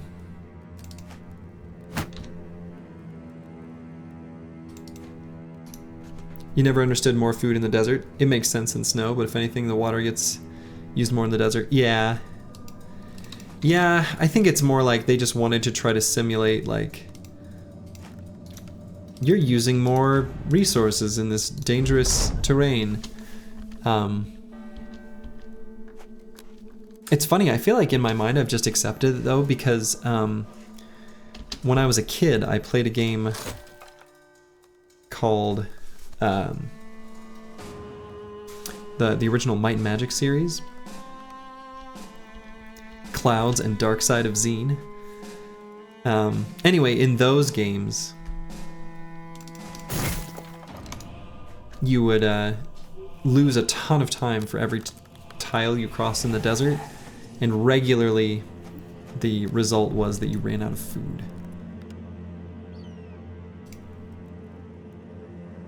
I think it'll be okay to put Bujante in this hex. Anyone play the King's Quest games? You know, I played just a little bit of one of them when I was little and bounced off of it, and I don't recall why.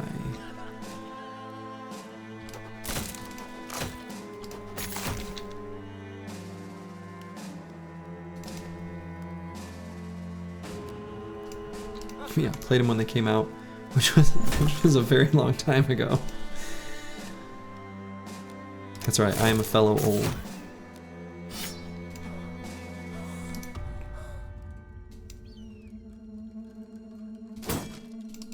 Police quest?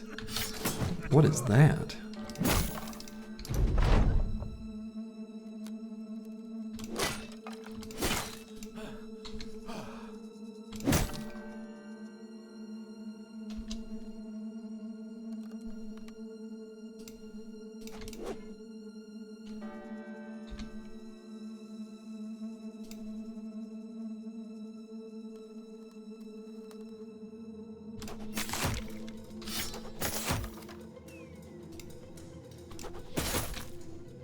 Thrower's doing work here. Taunted. Let's just taunt more. Taunt you. You.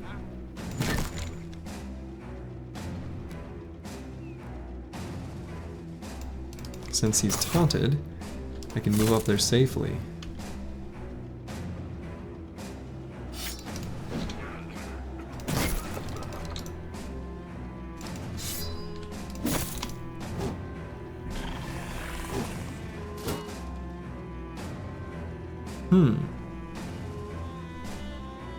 So, the noble army, a unit would move to attack when they were taunted, if they were able to. The ancient legionary did no such thing.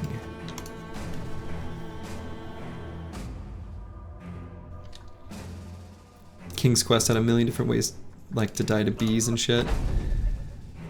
It could be like Oregon Trail, where you could die of dysentery, which, based on my very limited understanding of dysentery, that is not a pleasant way to go.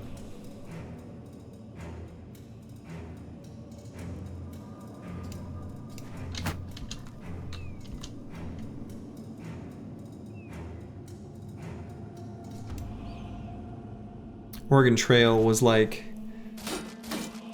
The best thing about Oregon Trail is that it was a way of playing computer games at school, and it was educational. I mean, it was, right? I put air quotes around that. But, you know, many games can be educational, but it was educational in ways that educators liked. Man, it was a good time.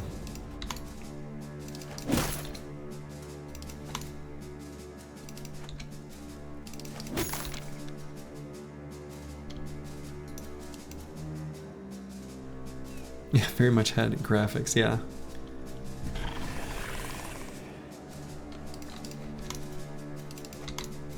And I believe was made in Minnesota.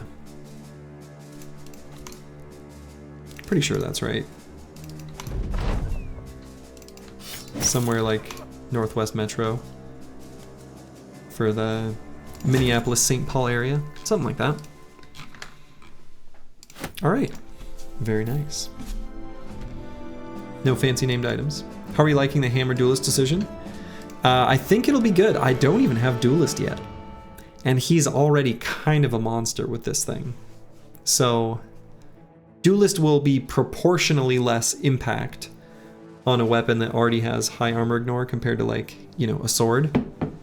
But still, he's going to be just erasing units with this oversized pummeler. So glad we picked him up.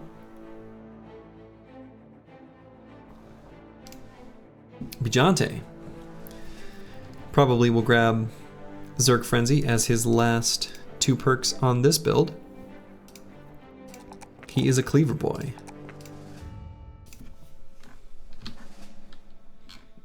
Okay, I think from a food perspective, I'm gonna explore the rest of this little patch and see how much of this I can do before I need to grab food in Airsfest. We can continue the journey of exploring some of the unexplored regions of the Desert for the Library from Ras Sanan later. Like, I can grab this little section down here in one big sweep.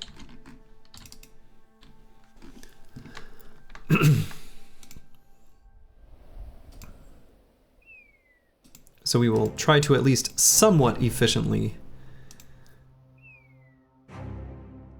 cover all this ground while keeping in mind our resource constraints. Okay, I guess it's not here.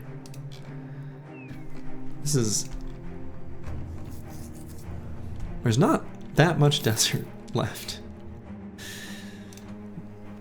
I don't know. A little ridiculous.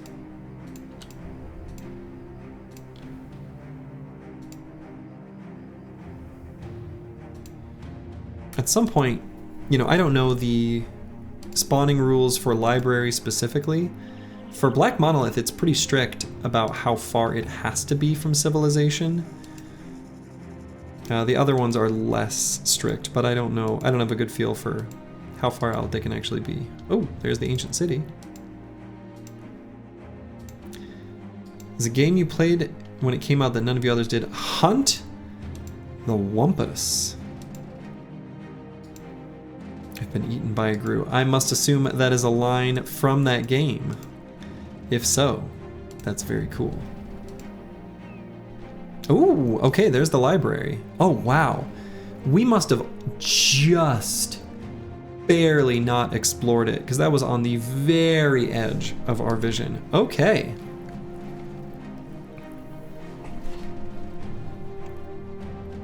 Oh, that's the name of the game? Nice. Let's see, do I want to just do the library right now? Okay. I'm gonna do a quick bio break while I consider the feasibility of such a fight in this exact moment. I think it should be fine, but I'll take just a moment and we'll be right back.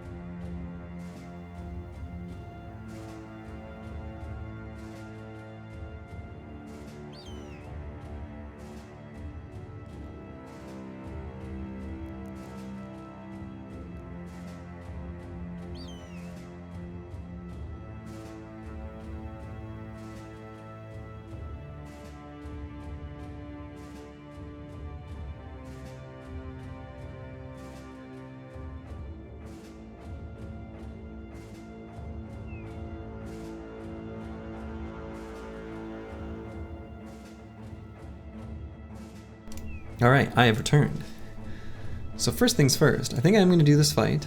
I'm going to temporarily remove our Briggy infographic, or not infographic, just info, and replace it with a phylactery count where we've got to count up to 10. So I guess maybe I should start at 10 and count down. Can't remember how I did it previously. Starting at 10 and counting down feels like it makes sense to me.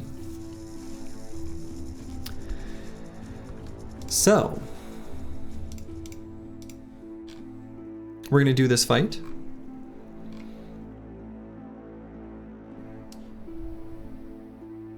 I'm actually going to give Xerxes and Lukey Dookie.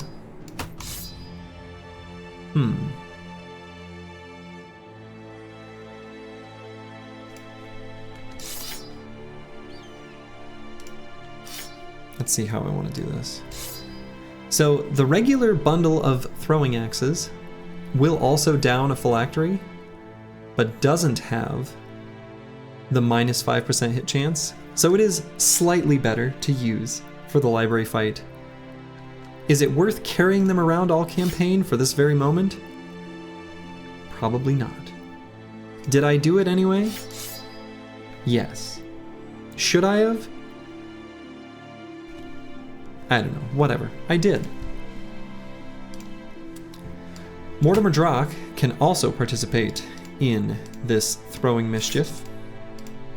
Can and will, in fact. So...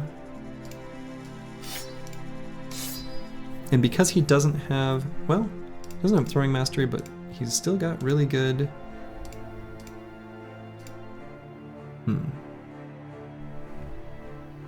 Bring all throwing axe? Right. I mean, we're gonna bring a little bit of the heavy throwing axe just for the enemies at the front, but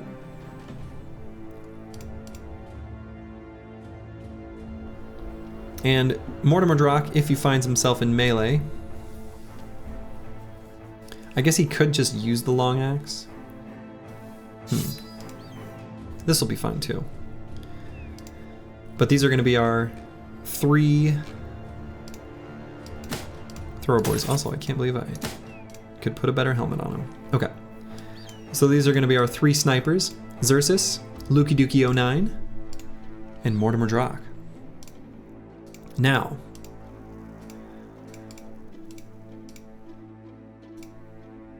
the rest of the squad is going to be mixing it up, fighting and stuff.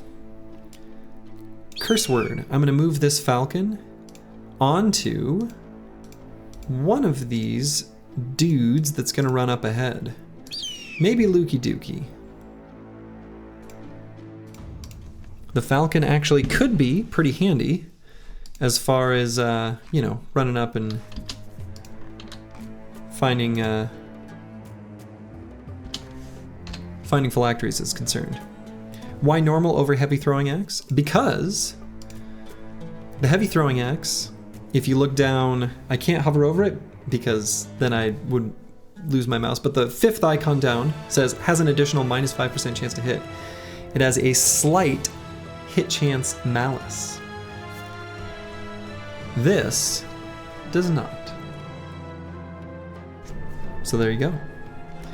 So this will be better at just downing the phylacteries specifically. So that's these bros. I'll just go ahead and move them over to the side to say they're taken care of. As Jay Lee says, we need a polearm for the duelist bro. We'll be doing something similar. Actually, what we have, even more useful, because he's got cleaver mastery, we can give our cleaver boys, I think I've just got 1 whip, is that it? Yeah, looks like just the 1.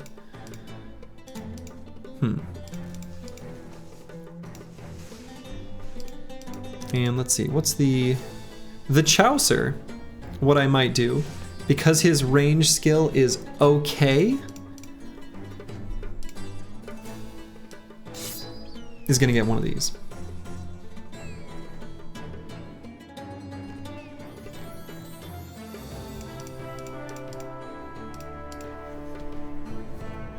So the Chaucer, if push comes to shove, can do a little throwing.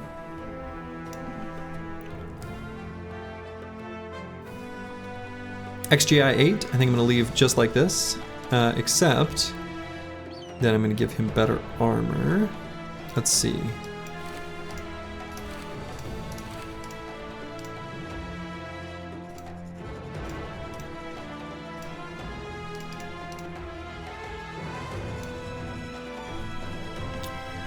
Rando dude lurking in chat. Should I maybe put him in place of Deep Space Cowboy?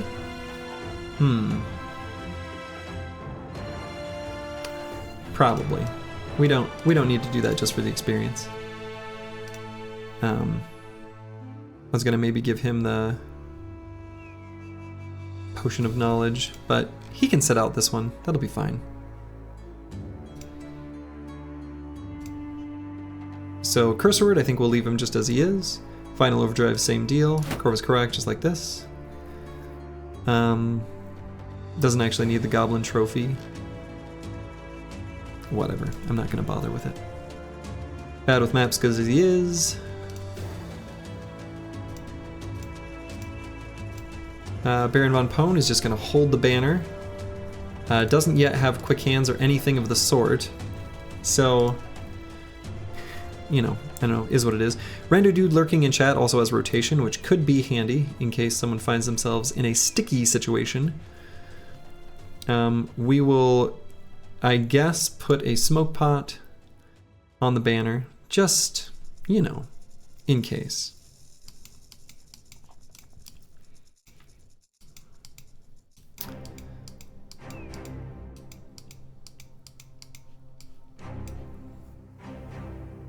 Okay.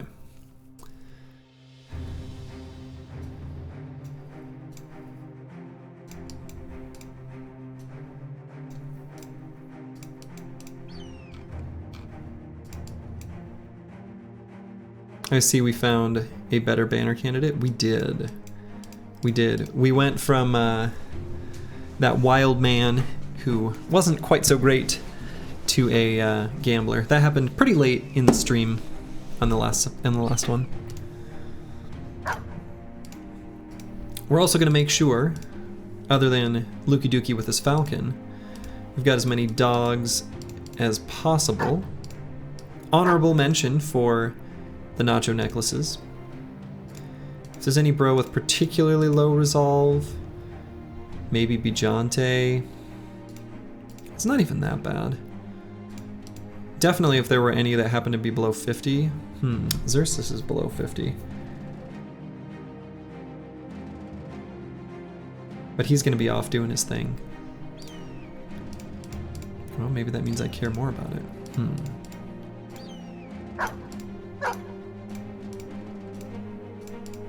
Well, whatever.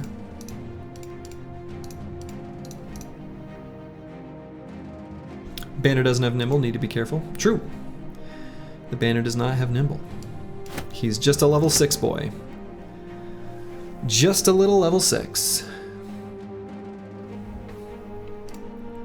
So we'll use some of these potions.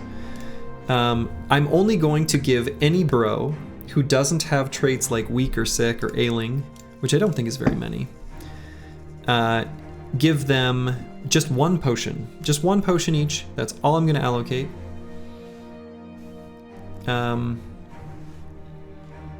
Because that way they won't get sick. And so the throwers on the side, a second wind potion is a good idea. Mortimer Drock probably doesn't need it because it doesn't have Berserk. But these two, second wind potion would be nice. Oh my god, he got sick. It's very likely with the second one, not so likely with the first one. How annoying.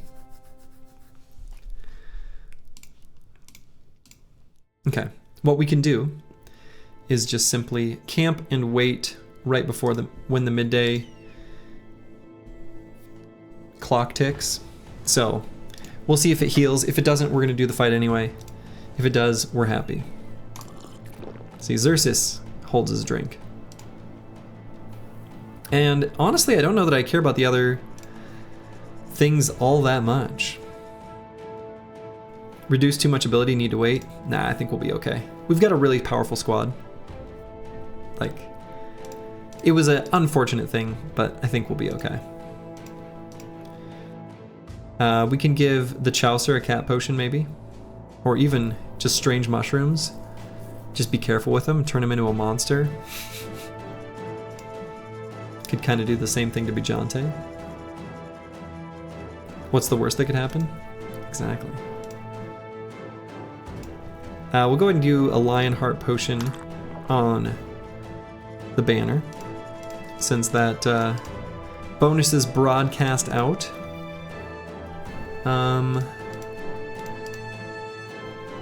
The rest of the potions, I guess, will largely just save.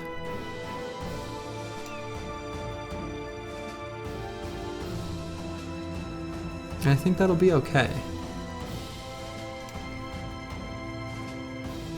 Maybe the cat potions in particular.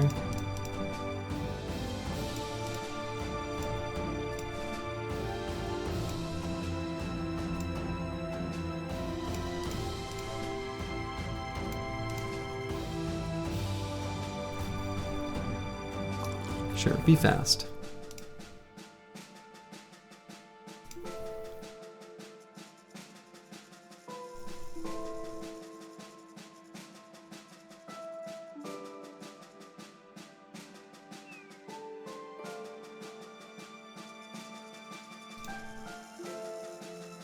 Be a monster.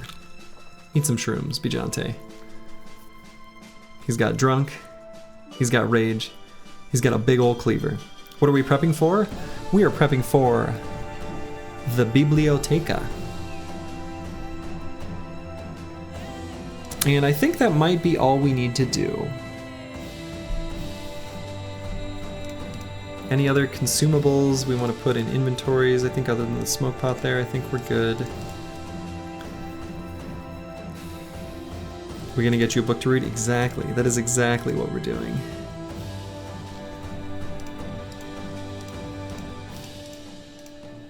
That's right. Ready to live your purpose. All right, so we're gonna pause for a moment. Once the midday cycle ticks, we're just gonna chill right here because we obviously can't do any other fights. Once that happens, we'll see if the healing happened.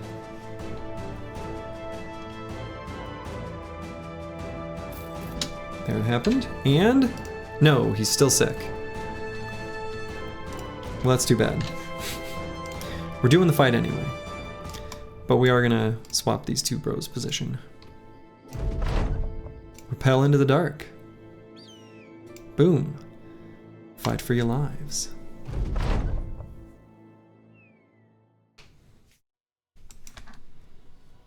Okay, there's the lore keeper.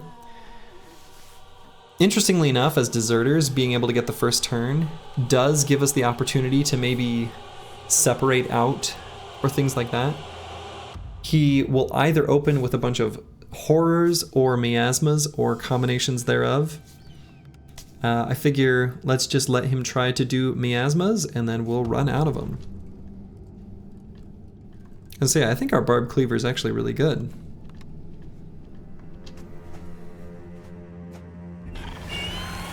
Okay, so we did a mix. Only one person was affected by the horror, so that's kind of nice. Corvus Korak. I think we should be able to run all the way up.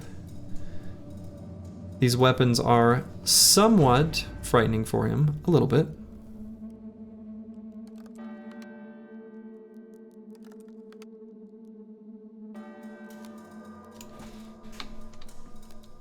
Okay, there's one phylactery spotted already.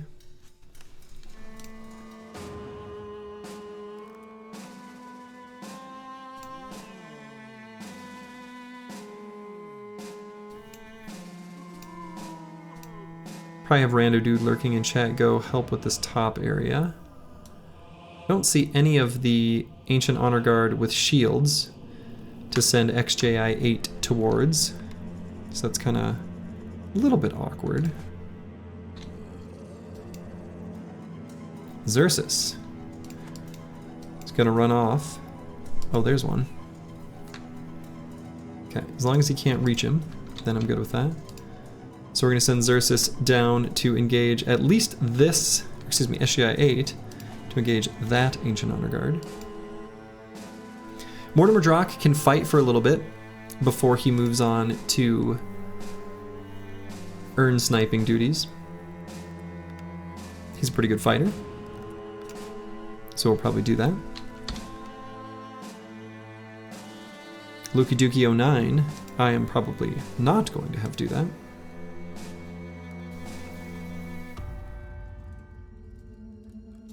He'll just run up here. Banner we're going to keep fairly central.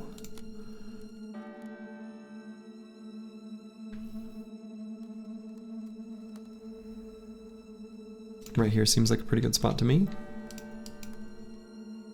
Bad with Maps 2.0. Could engage one Lost Treasure Hunter already. This guy with the mace. Don't stun me, bro. Seems like an okay place for him.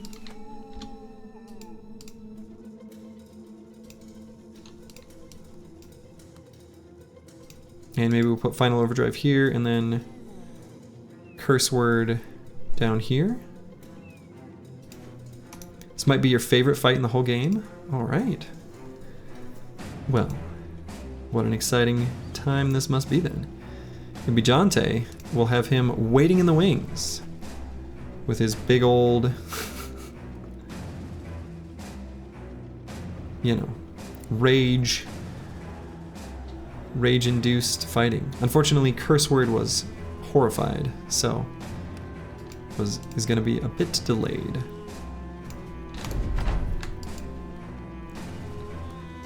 Could move him forward, but I'll probably just wait, have him fill in somewhere.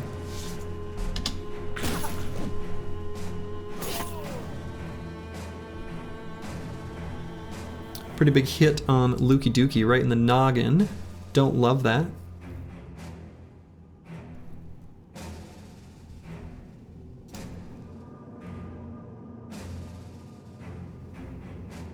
I wonder if we can hit the Lost Treasure Hunter with enough damage to finish off. Well, not if we miss.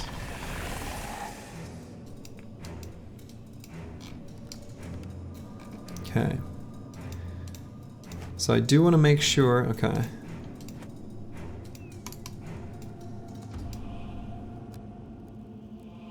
Let's wait there.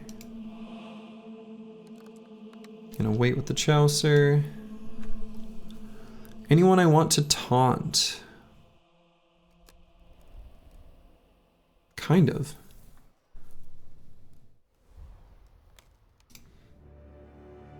Let's taunt this guy because he's got to move. And we'll taunt this guy so he goes there. And I'm hoping that this Ancient Honor Guard then runs down to here. But we'll see what happens.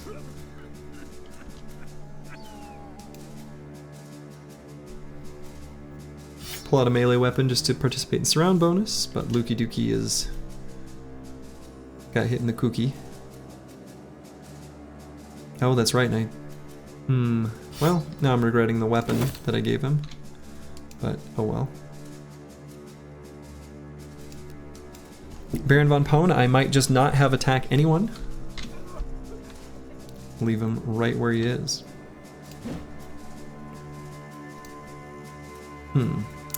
Don't love missing the 95s. Might still move here just because it's not too much damage with that light southern mace.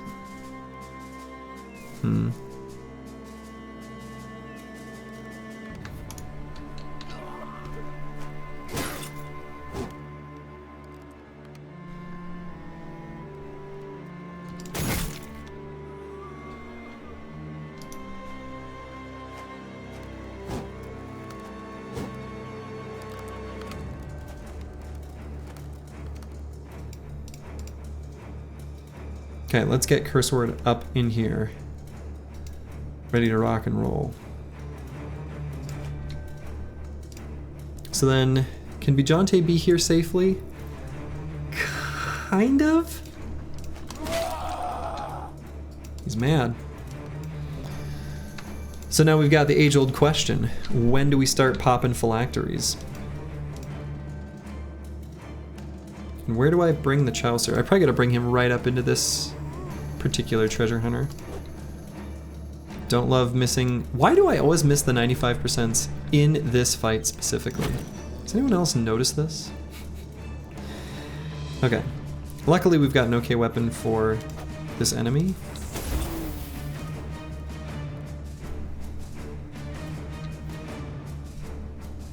Don't love that, but...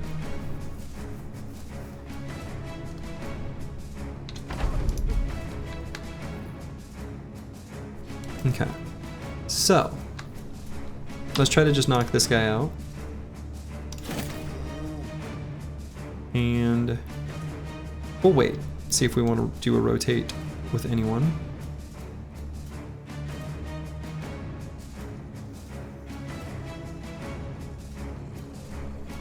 Bijante will certainly finish off this guy. So no need to be too aggressive. Let's actually just attack...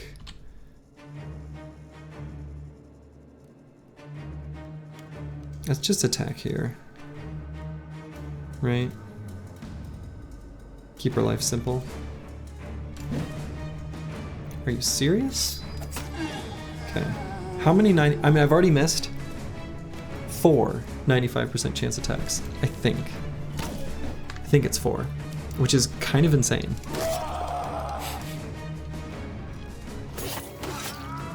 Holy fucking shit!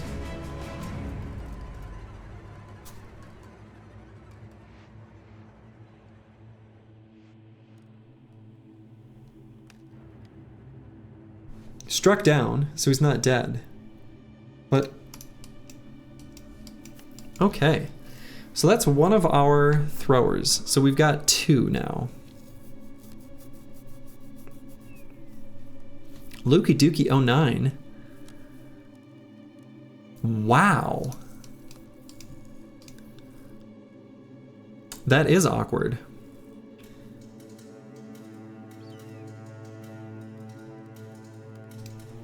Well, they have Headhunter? Jesus.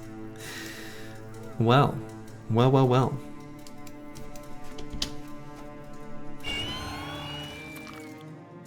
That was a very bad horror up there.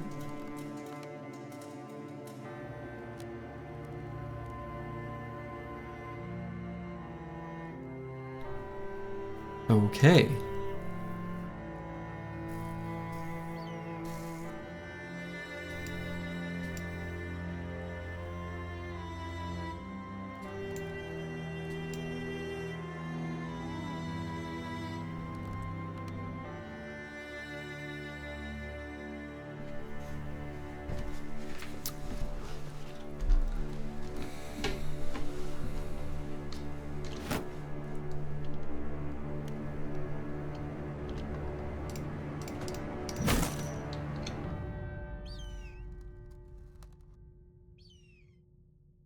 Okay. Shouldn't need any more damage on this if the axe attacks. So if anything, I guess I slightly soften up this target for the future. Okay. Don't know why the treasure hunter's lost when we clearly found them. True.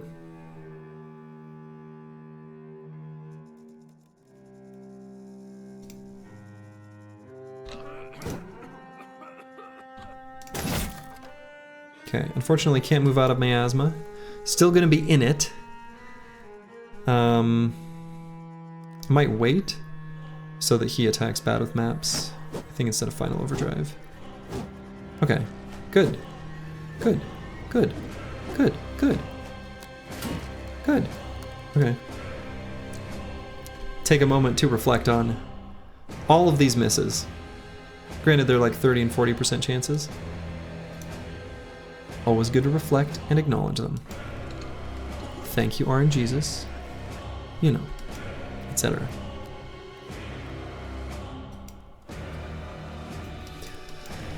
So we have vision of 4 phylacteries.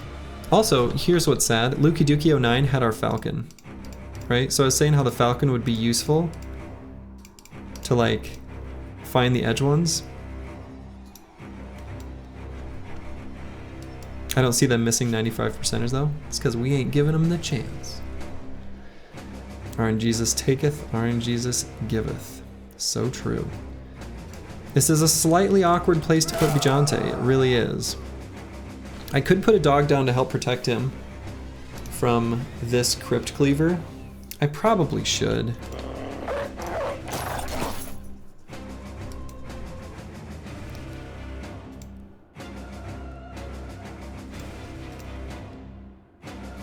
And I think next turn, I'm going to start blasting.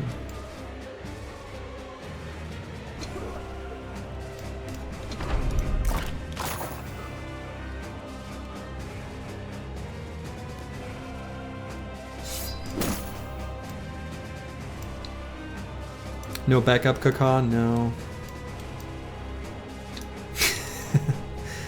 You know, Slurgy is not normally superstitious, but sometimes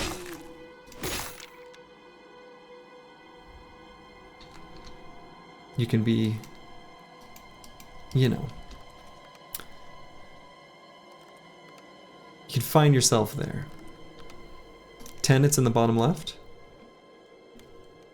Yeah. We haven't attacked any yet. So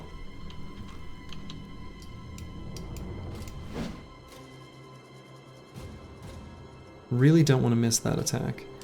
Mortimer Drock has to remain pretty healthy. He's our northern flank thrower. So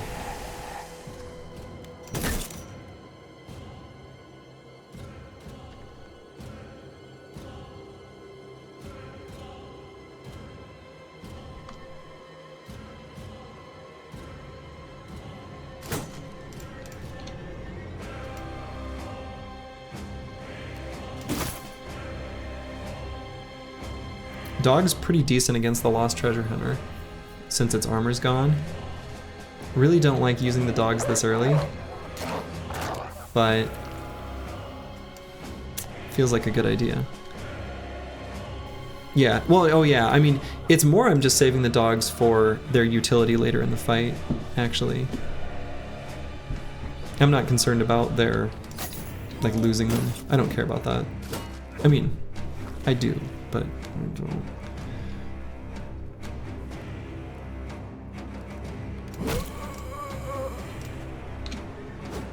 It's okay to consider me a monster. If the company dies, all the dogs die. Okay. We begin. Boom. Phylactery count. Update. 9. Care for Slurgy, your dog can hear you. Nah, they're upstairs. Phylactery count. 8.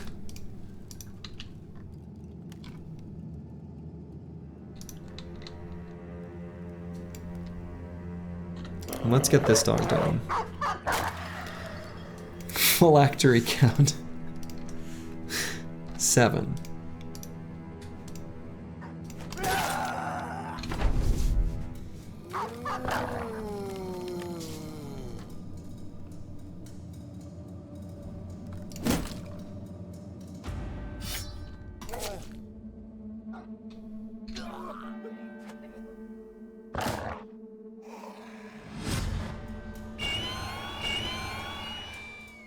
He's begun making skulls.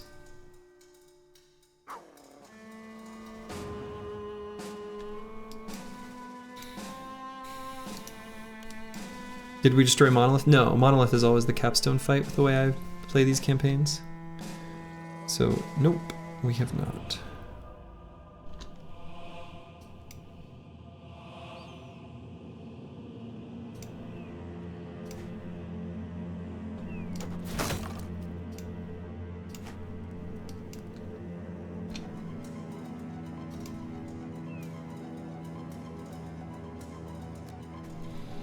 Do I bring Bijante in here so he can proc Berserk? I think so. I don't think I need to do Decapitate here. Certainly don't. Bijante's a monster. And I guess I am going to bring Mortimer Drac up to attack this Ancient Honor Guard, so that he can be softened up a little bit for the Chaucer.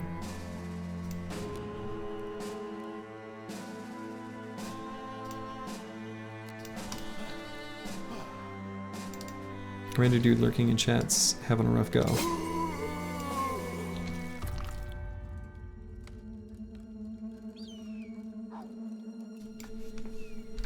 Eagledub, oh that's right, Eagledub loves this fight. I forgot all about this. This is true. Yeah, it is library time.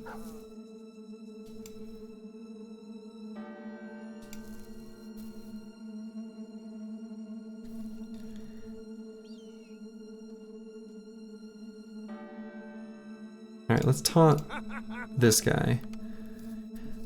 And that'll be his turn. XGI 8, now that there's no more with shields, let's pull out this guy and move and be ready to intercept some skulls.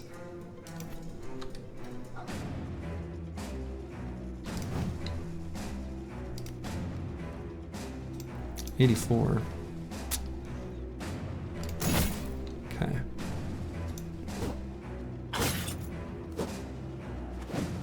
Eagledub has good taste? Well, of course he does. He's here. Good boy.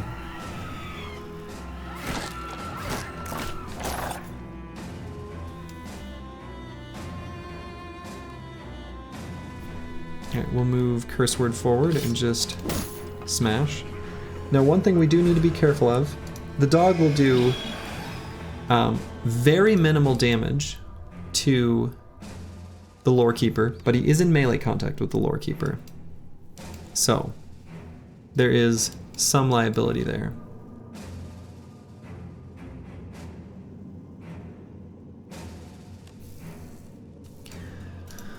So we have smashed a total of 3 phylacteries. Our Northern Thrower is about to run. No, the Northern Thrower is actually this guy, who is still confident, despite being horrified at the moment.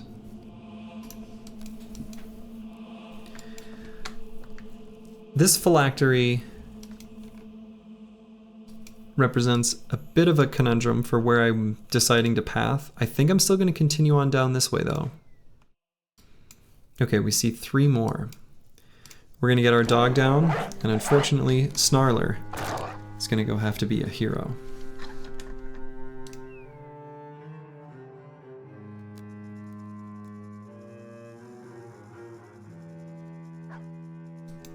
Gonna wait on Bijante for now.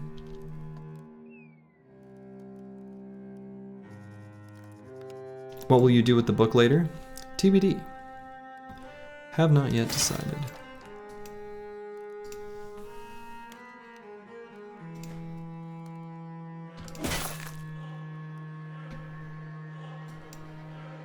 Like every book, read it. There you go. Let's see. I think instead of moving forward, I actually just taunt. Let's try to finish this one off. Got him.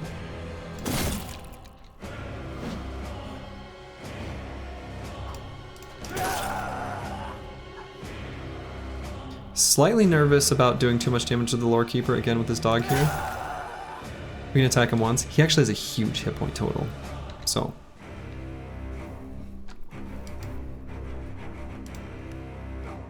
XGI 8. We're going to send forward to help deal with skulls. Baron von Pone. Move forward with the company.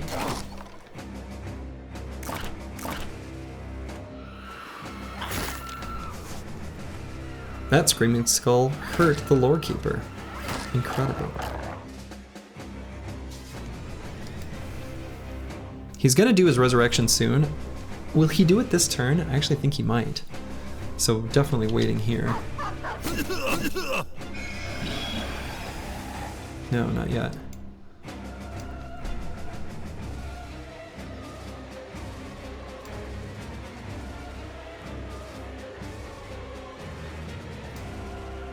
Okay, let's go all the way up here.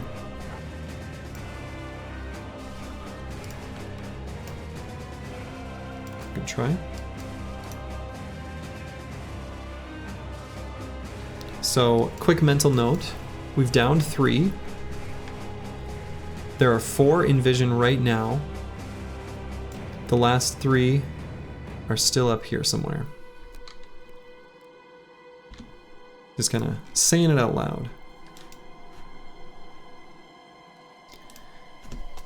I mean, I could bring a guy who's got melee attacks to go help. XGI 8 might be a decent option for that.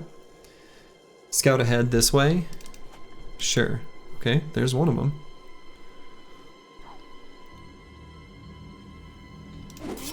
Remove his head.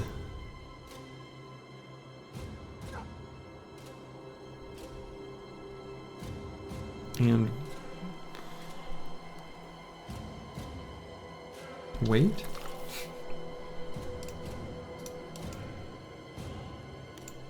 Corvus Corac, given his special helmet, can actually just absorb skull attacks, kind of like they're nothing.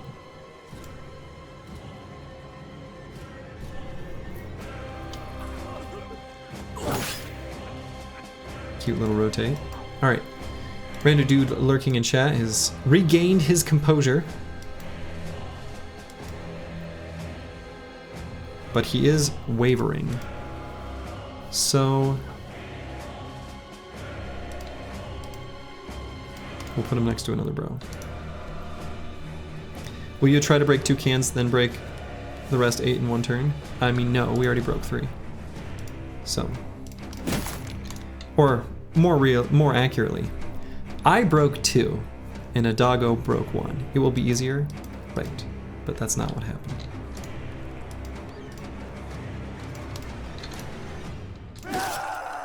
We had a doggo that was just too good of a boy.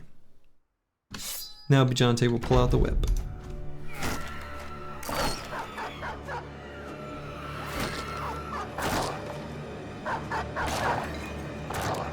Phylactery count, update. Jesus. 6. Rodrich, get out of here, we're busy. God damn it. Okay.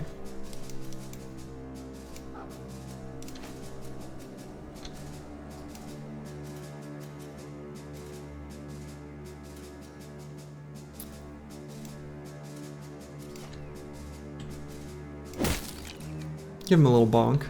Lower his health. There it is. Alright. There it goes.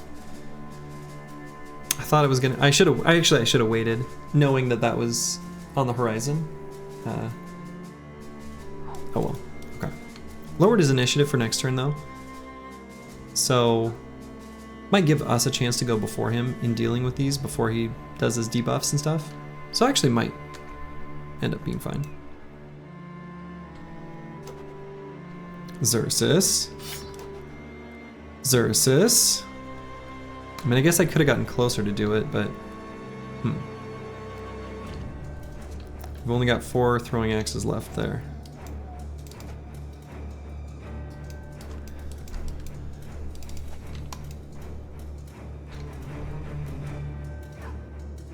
Mortimer Drock, we're going to have begin his adventure with his throwing axes.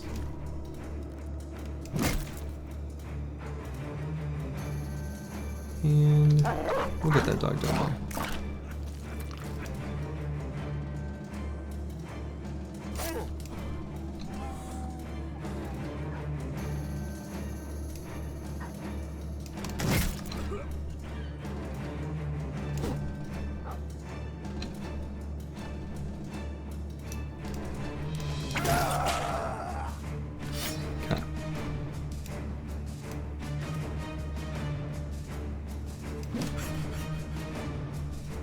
because I got swung at.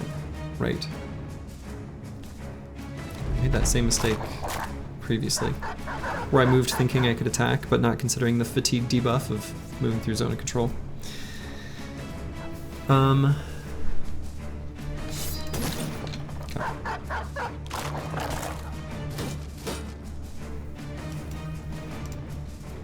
Again, rando dude lurking in chat will move / escort Mortimer Drock.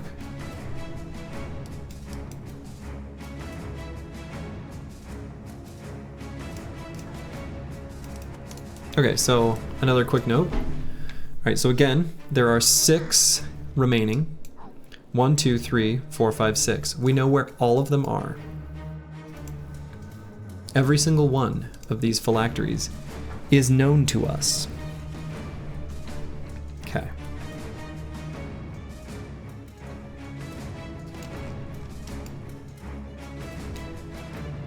We can wait for the lore keeper to go. He might lower some of them.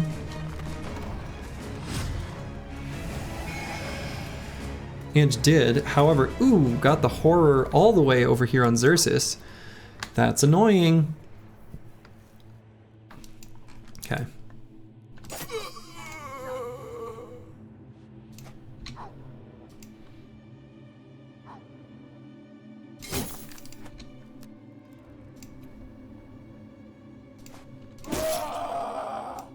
Off with your head.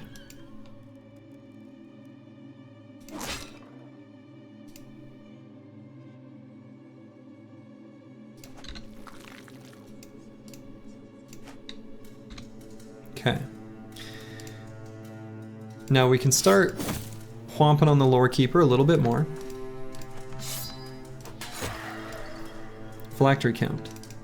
5.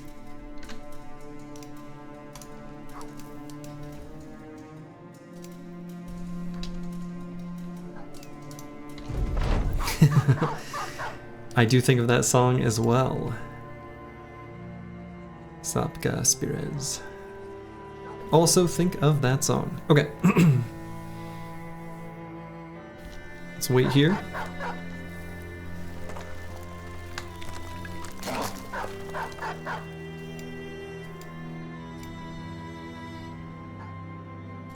Ready dude lurking in chat will move this way. Xerxes. Excellent. Phylactery count. 4. Phylactery count. 3.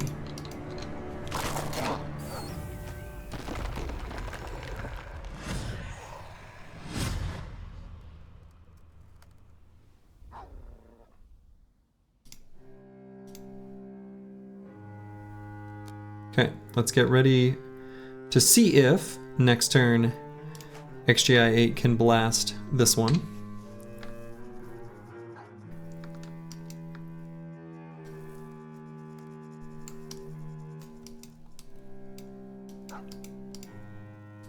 Corvus Karak, let's just have him run towards this apparition, grab dogs, he'll be just fine on his own without any sort of concern. Baron von Pone, I guess I could have him just simply end turn, save his fatigue. Mortimer Drock will get ready to throw at this phylactery next round. We can give one more bonk here. Okay. Can actually even do a little more from there, but we'll stop.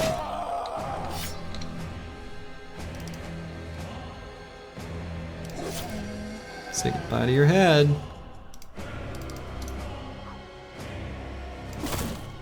Give the lore keeper one more smack, and that's where we probably have to stop. Did I overdo it?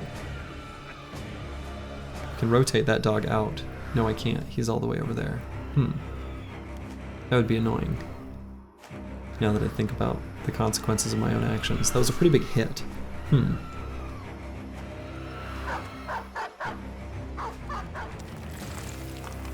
There is stuff just happening everywhere. Okay.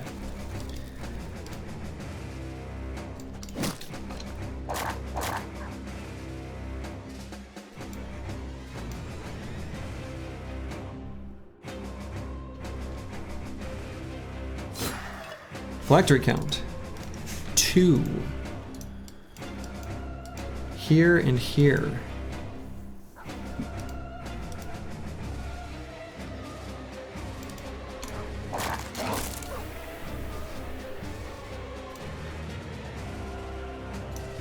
How many? Xerxes has 2 axes. Let's save them both. How about?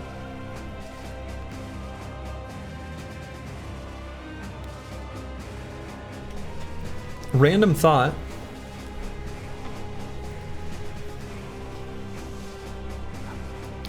I'm worried about this war dog finishing off the lore keeper. I'm gonna wait to see if he throws himself up in the air. He might do that anyway. If he doesn't, I could use a smoke pot on him. I have no idea if he'll use that. But I have this smoke pot. I don't think I'm gonna need it for anything else. If anything, let's see what happens. This is a science experiment. We also got rid of the miasma. Does the lore keeper come back to full HP if you kill him before the urns are destroyed? I believe so, yes. Phylactery count. 1.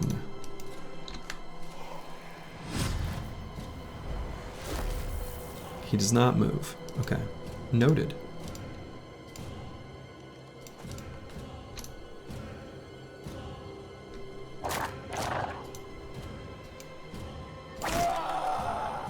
Get him, Bijante.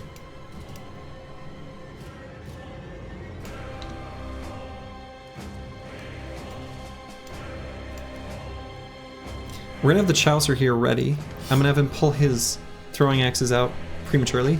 Again, the lore keeper does like to toss himself up into the air. Rando dude lurking in chat. If I rotate here, does that will get him closer for next turn to throw there. You can maybe alley-oop him again.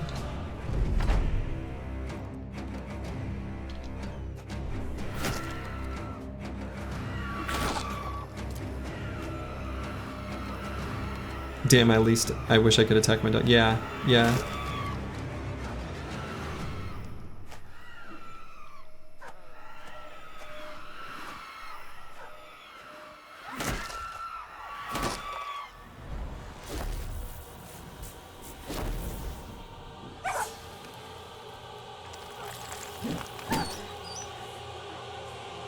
Okay. Xerxes. Time to be a hero.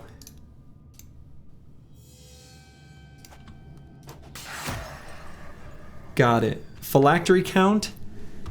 0.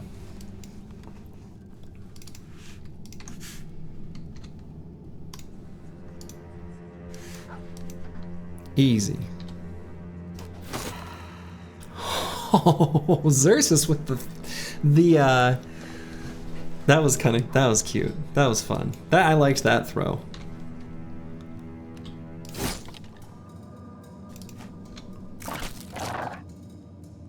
Oh, now I was hoping the war dog would finish him. Oh my god, look at how low his health is. Baron von Pone 2.0. We're gonna try something. We're gonna punch him. We missed, but wouldn't that have been cool?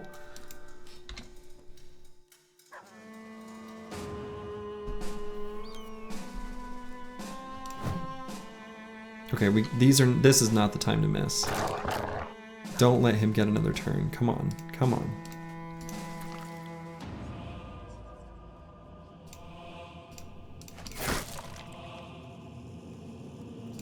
Actually, I guess that kind of hurts a lot, huh?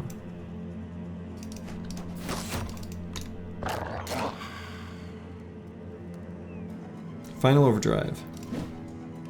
Final overdrive? Don't give him another turn. Oh my god. So if Bijante moves down 1, no, that's gonna be too much fatigue. Son of a biscuit.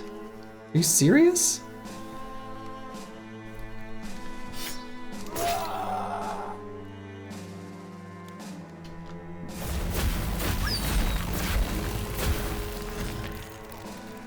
He threw himself up in the air. Because of course he did. That's why we brought throwing weapons on the Chaucer. Now, he's not the best at doing this. We'll move him a little bit closer. And miss.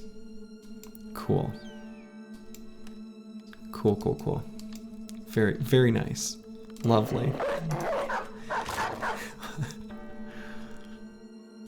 I got this. Next turn. Okay. I think so too. I think so too.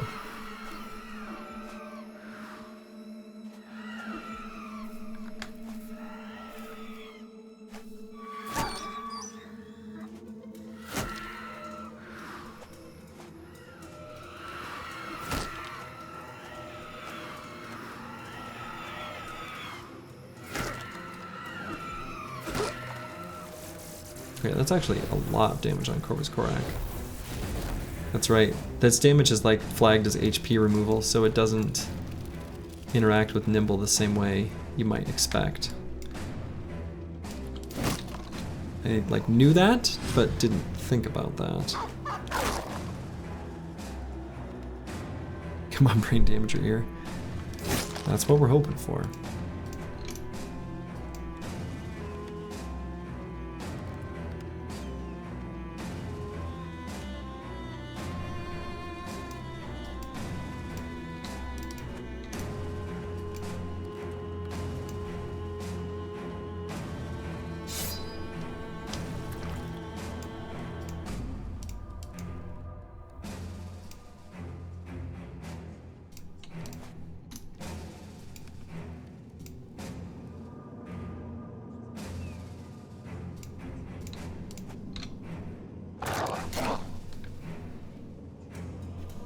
Okay, bringing in Mortimer Drock, just in case.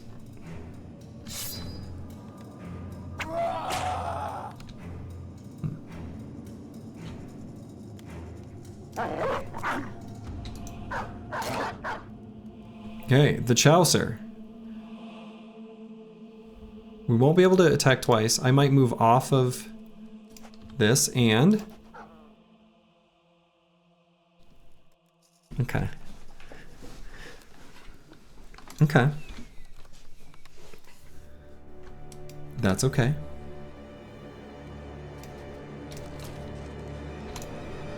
Next turn. Next turn.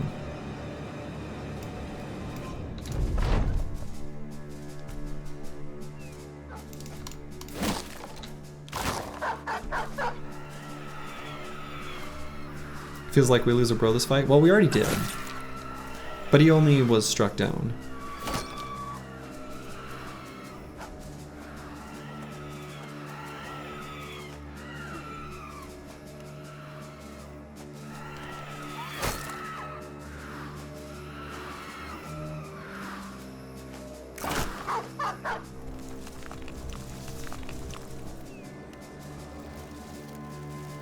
A lot of random stuff happens all over the map.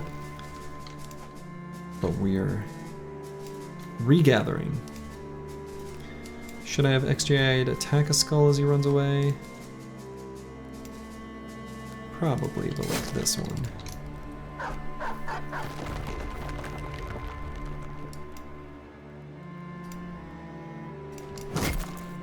Nice attack, bad with maps, gave him some confidence. Wait. Whoa, I totally missed it. Where the fuck did the lore keeper go? Is he dead?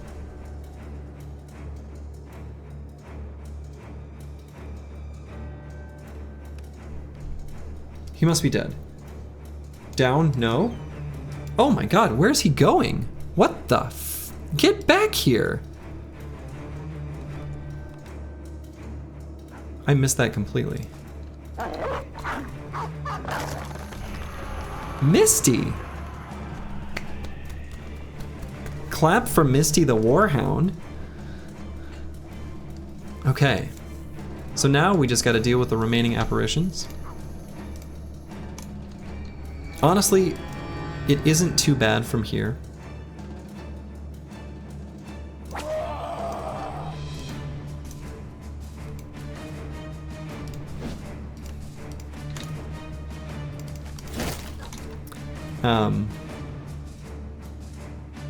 Yeah, the fight isn't too bad from here. Just gotta take care of the remaining Lore Keeper's apparitions, and then we're good to go. Dog, that was not a good hex for you to land on. Doggy's the real bro. No, the bros did well. The squad, you know, we missed some 95%ers. We would have rather weren't a miss, but that's okay.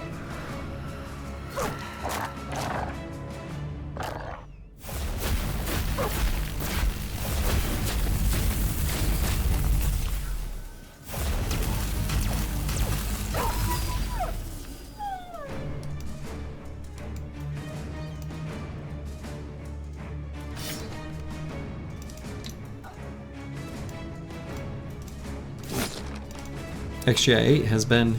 What's funny is Headhunters remained on, which makes perfect sense. These are heads.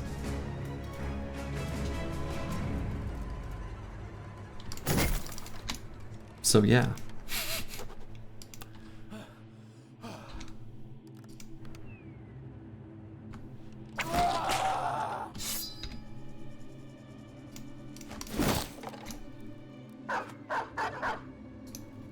How does a headless zombo kill a dog? That's a good question. Very good question.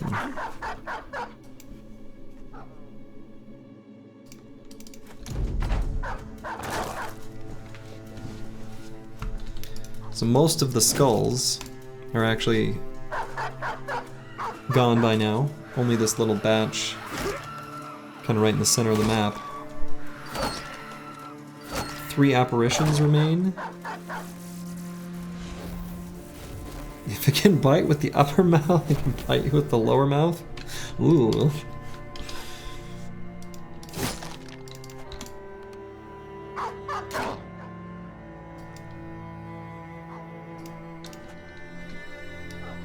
Let's see, so where are the remaining apparitions? The dogs always magically know.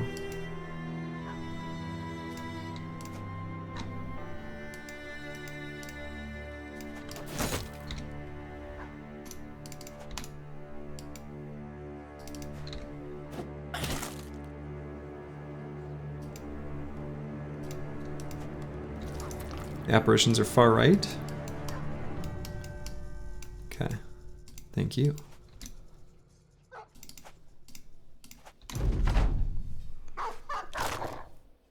Other than that one, of course, but yeah.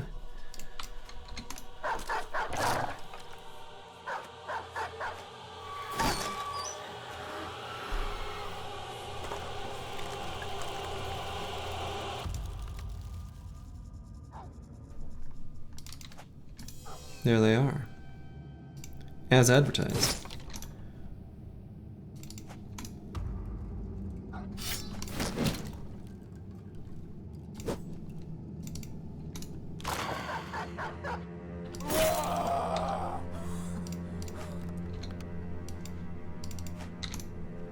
Misty leading the charge. Hell yeah, dude. Misty. Great song by Errol Garner. If you ever wanted to play that song for fingerstyle guitar, I've got tabs of it and a video of me playing it. Nice jazz standard. But this is Battle Brothers.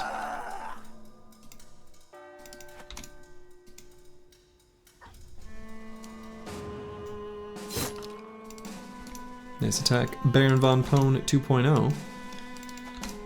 All we've got left. Play Misty for me.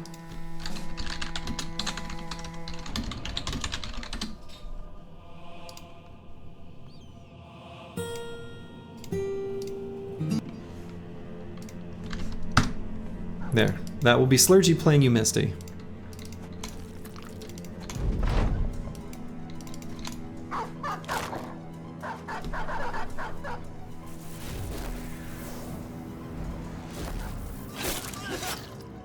Oh my goodness, Bijante. Whoa.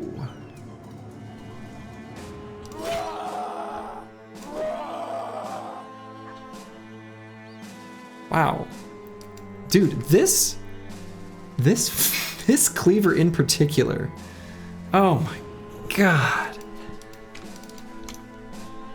Is that a line from a movie? Play Misty. Is that? Oh, yeah, that is a line from a movie. Is that from the one where they're like mean to drummers?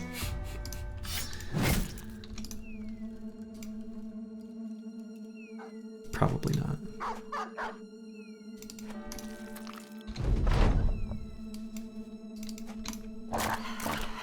Misty! Oh my god! And Lukey Dookie 09 is just fine. Just a maimed foot, you know?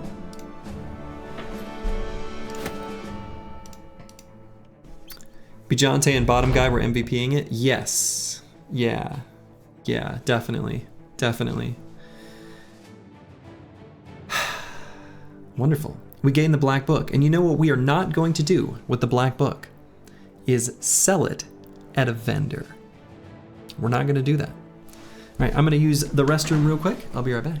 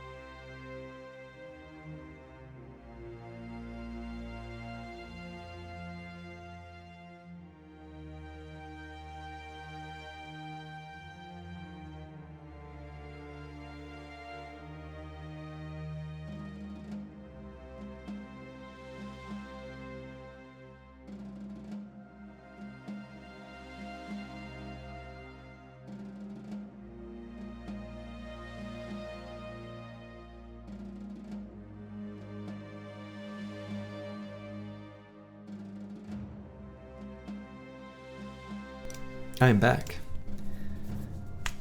And yes, Akibio, if that is a homemade ice cream bar and not just one like from a prepackaged box, then yes.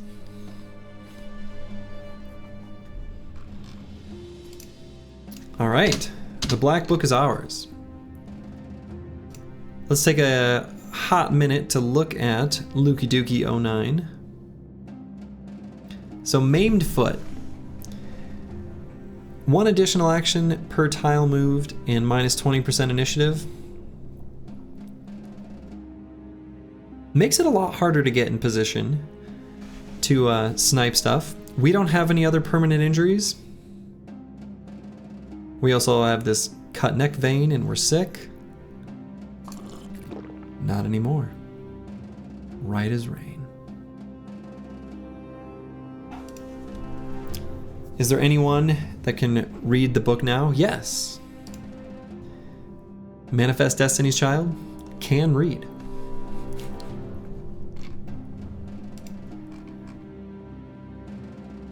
Lukey better appreciate that.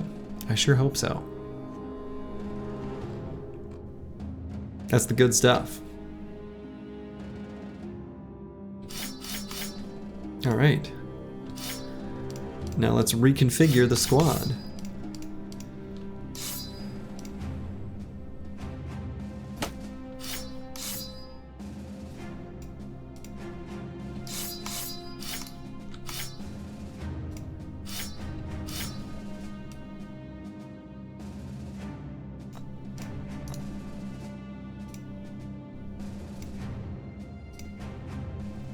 And was that it? Here and here, yes. I don't need...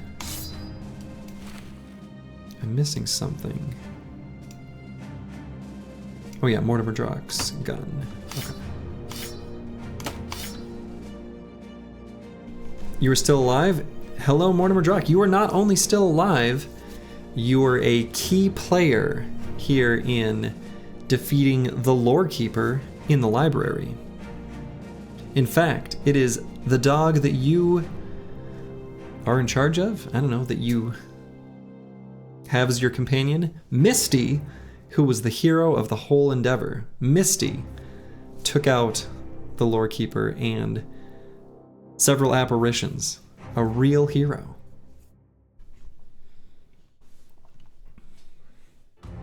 Oh, sorry. Then who knows what happens? I can tell you that it will start out looking, well, all right. It's an interesting fight to watch, actually. I think. An entertaining one, perhaps you could say.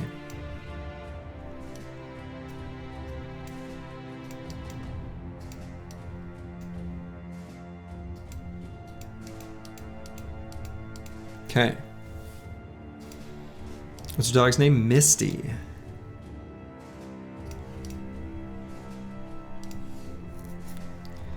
All right, Bijante, with his cut arm sinew, gonna take a step out. Corvus Korak.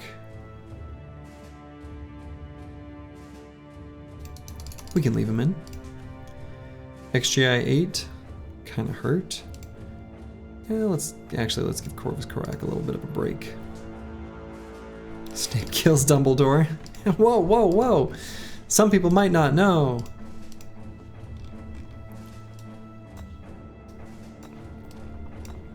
I've actually never read or seen any of the Harry Potter series in any capacity. To some, that is a moment to gasp. To others, it's a who cares.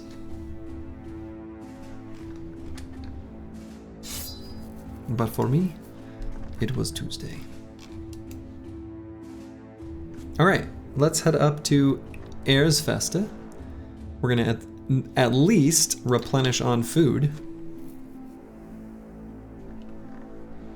Luckily, did that not count as an undead location? I don't think that it did, which is really funny.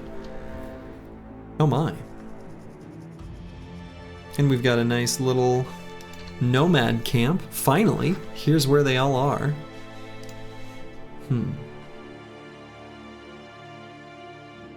You once had 6 bros struck down, and all of them either got brain damage or lost an ear, and no one died. Seems good. Need to replace the 5 doggos we lost? Yes, we will need to do that. I agree. That'll be on our kind of list of things we're kind of tracking as we're moving around the map to get back to the one friendly kennel and replace those dogs. We can, in the meantime, equip the necklaces that do other stuff. I suppose we can keep those there and there. But the nacho necklaces, we can equip those.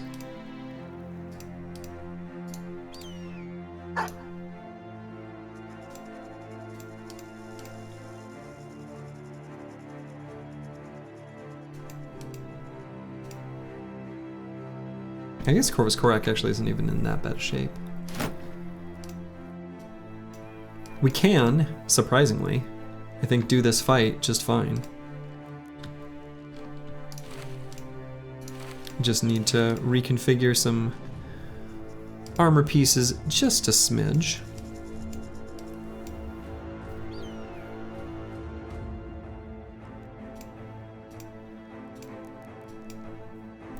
Move the squad about just a bit.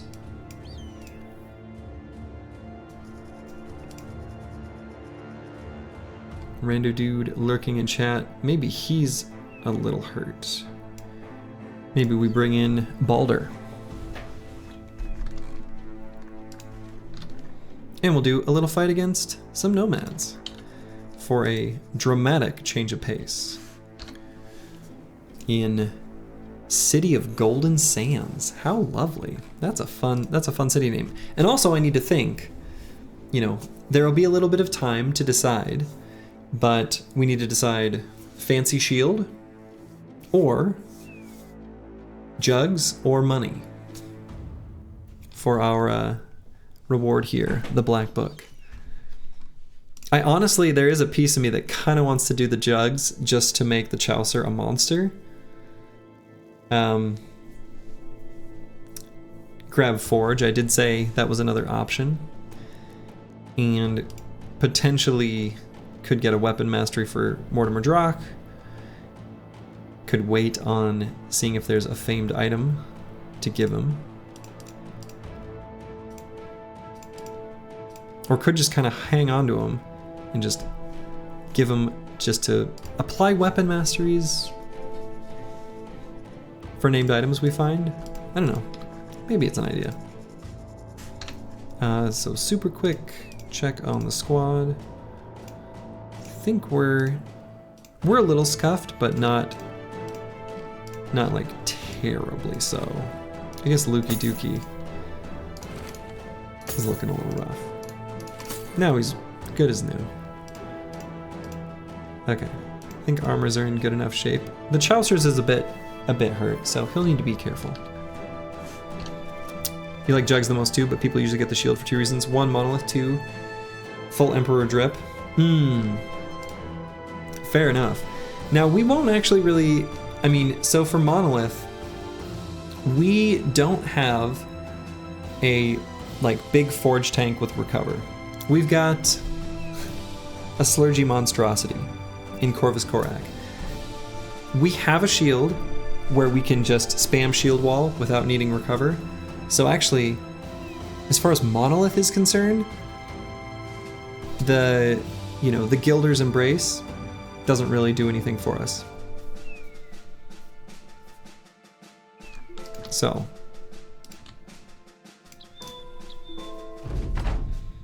we don't really need it.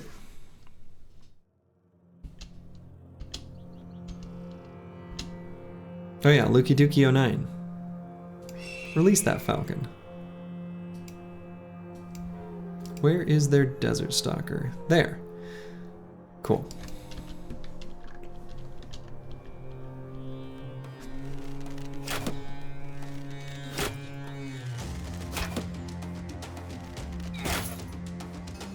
I suppose the ones at the top can only attack here, huh? Is Obsidian Dagger part of the Emperor set? Yes, no? We'd have to go ask the Emperor. Spears for our spear bros. Womp womp womp womp. I wish. Alright, we'll cautiously move up.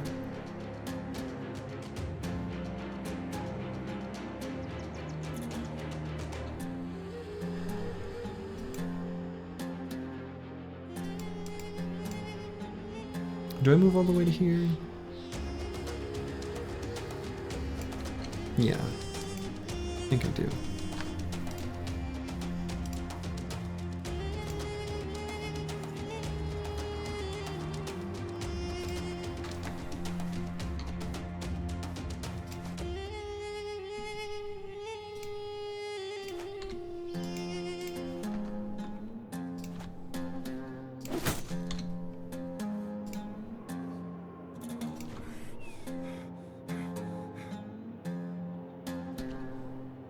Did he only move 3 hexes? Oh, right, he used the Falcon. I was like, okay. I was like, we healed Dysentery.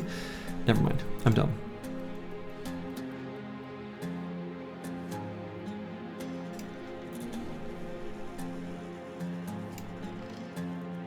Can XJ stand here? Probably.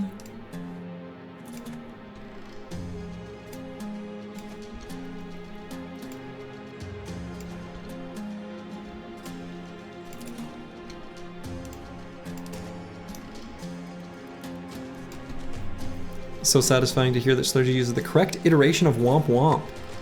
People who have not heard sad trombone frequently miscode it as the 2-womp sound. What is the 2-womp sound? I don't know that I even know what that is.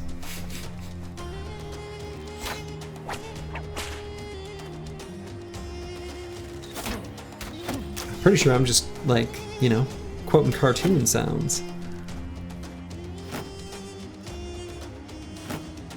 Literally just womp womp. Yeah, but what sound is that? You know what I mean?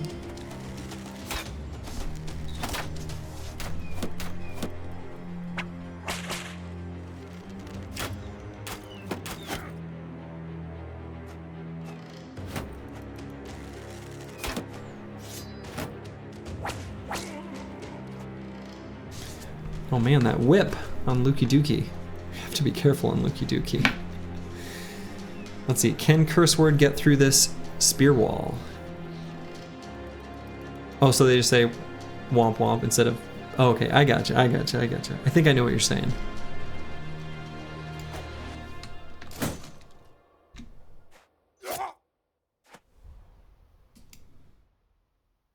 Yeah, they did a good job of evading me up top. Thought they'd take the bait, and they did not. We cannot let Corvus Corac get too surrounded. The spear on him is a bit dangerous. He does have impaired melee defenses at the moment.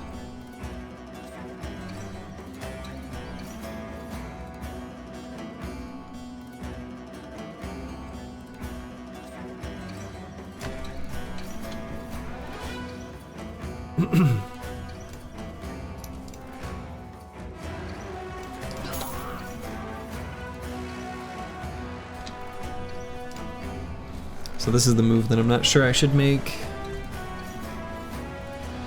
Probably should just go here. We'll put Final Overdrive right there. I think that's okay. Very reluctant to move XGI-8 out from his little hole here. But still might? Why did I do a spicy fight after a spicy fight?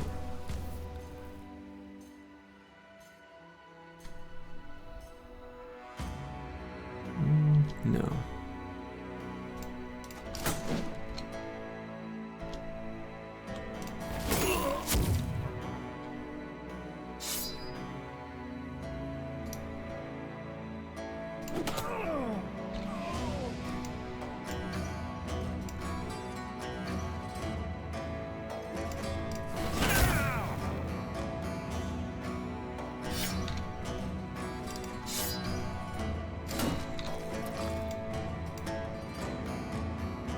Okay, let's swap to the heater shield. That's not the button I meant to press. Wait, it is the button I meant to press. There, that's the button I meant to press. But after the other one. I did that correctly. I just thought I hit the wrong one.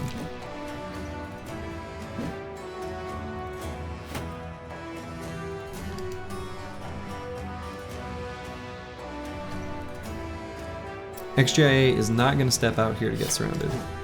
Not falling for that. Is that man a nimble tank with the forged helmet? You could call it a forged helmet. I just call it the helmet of the Idurok. Keeping it simple, you know?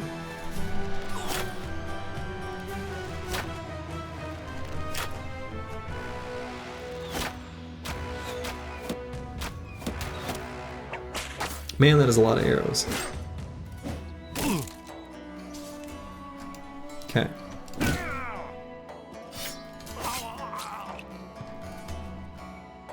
Pretty sweet. Reddit special has been doing pretty well.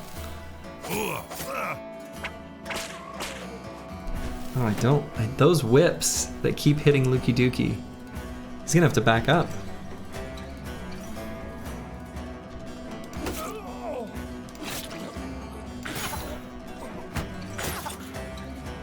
I did a Reddit? Oh boy. Oh boy, did I.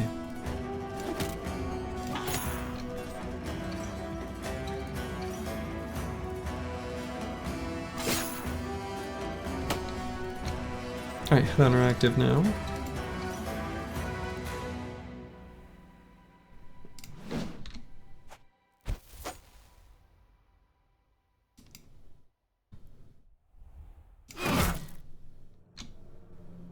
Destroyed all these nomad factories. Oh, right. Boom. We'll bring the Briggy info sheet up. Oh my god. Lukey Dookie.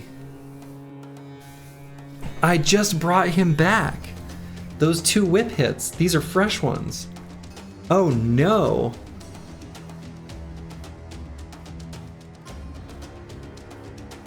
This is so sad.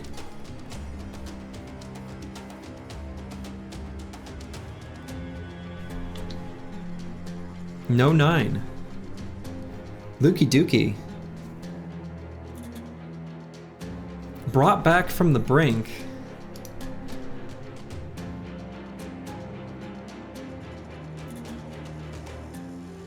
Shit.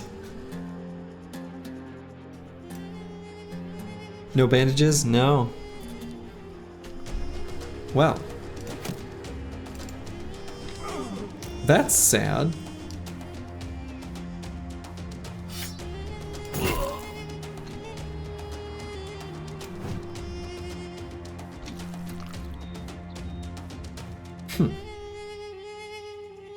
Just to kill them in 1 round. Yeah, something like that. Yeah, he's got the 4 like whip bleed stacks. Damn.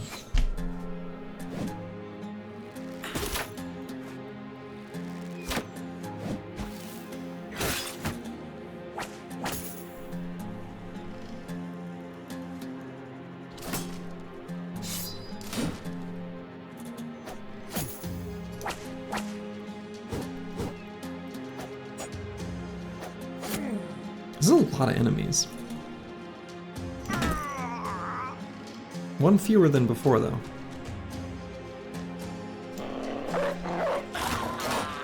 Two fewer than before.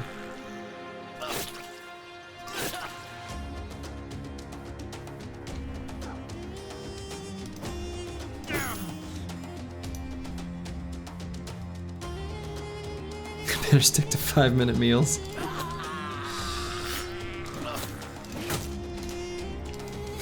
That's really funny.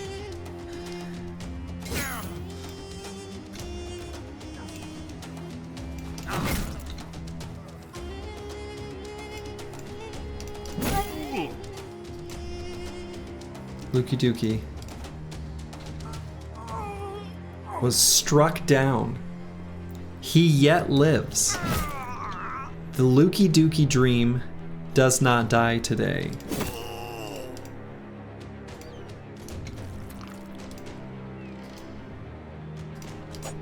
Lukey Dookie is kind of like the little turd of the day. You know? Those who know. You know? People who are, you know, if you get it, you get it. But he is today's little turd.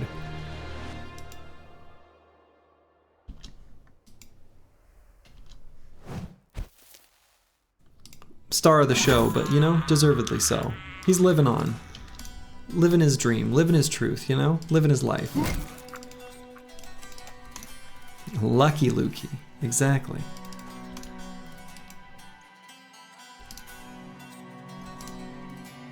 Change the name?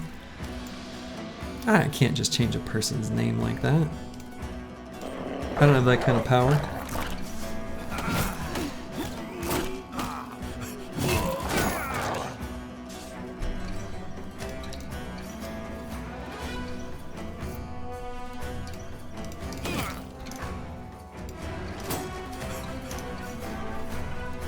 Lukey is like a cockroach, gonna survive everything, even if it's a nuke?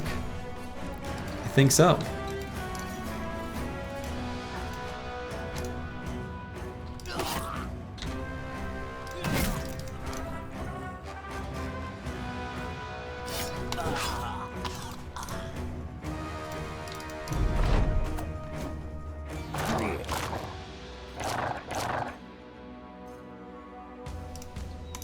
Bros and company have that power. They want you to change his name. We can, you know, what? I don't know. I've gotten really accustomed to saying Lukey Dookie, and it's kind of grown on me to say that.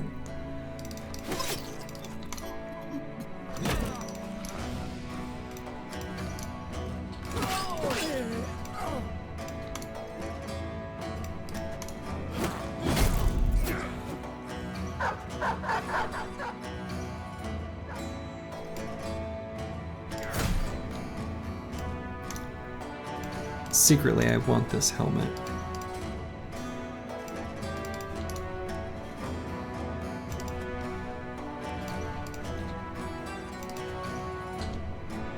Want a shiny helmet.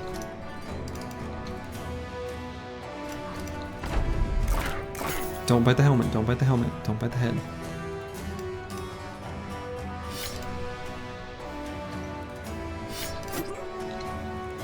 Got him fleeing.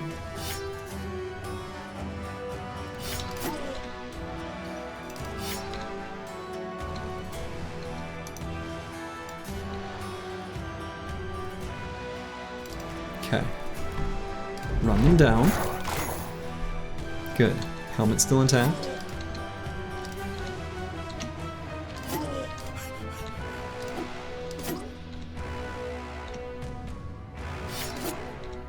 Boy, he's got a big pile of hit points. Holy buckets.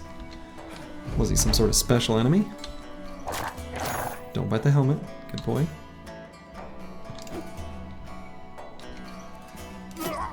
There we go. See, Lukey Dookie is just fine. It's just a little missing ear. He's fine. Wonderful. And we got the Desert Stalker's head wrap. Now, there's no other item in the game that has 45 defense at no fatigue penalty. So, under some very specific conditions, that could be a best in slot item. Just saying. We'll add it to our collection. Sabti, looking good over here. So yeah, Lukey Dookie, he's not making use of this initiative anyway. Lucky Lukey Dookie 09.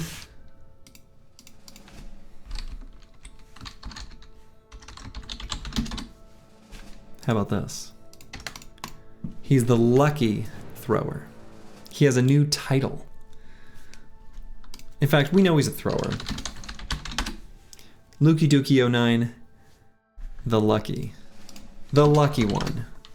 There we go. That feels right. Should I give him some hit points? Boy. Maybe if I get the jugs, I give Lukey Dookie 9 lives. Alright, Baron von Pone. Let's allocate Nimble.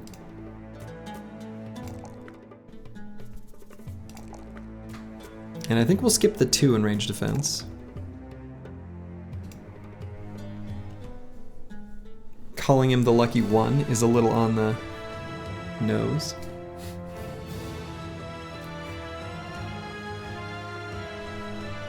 Hit points is for people actively trying to avoid injuries, and we all know what Lukey's about.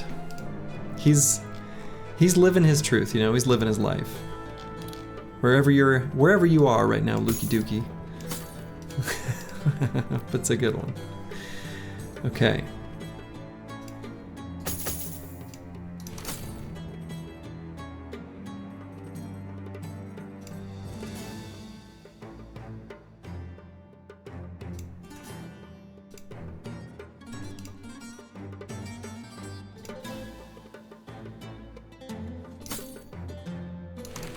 Okay, for now,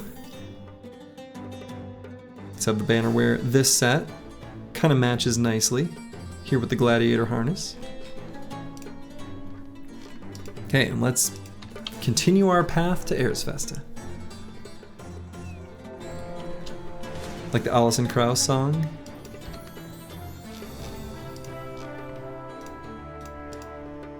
Haven't listened to her in a very long time.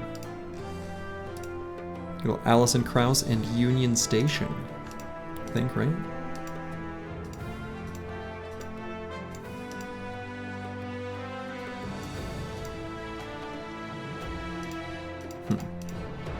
Oh, I should have used a potion of knowledge before that fight, huh? That would have been smart. That was a big fight. They have a song called The Lucky One. I was thinking of the Ben Folds song.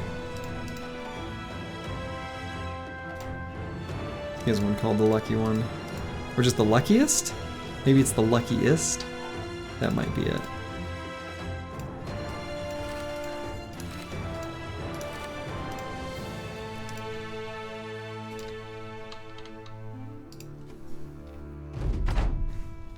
Ben Folds. You think a brick? No, not that one. I think it's called The Luckiest. Yeah, it's called The Luckiest. It's a cute little song.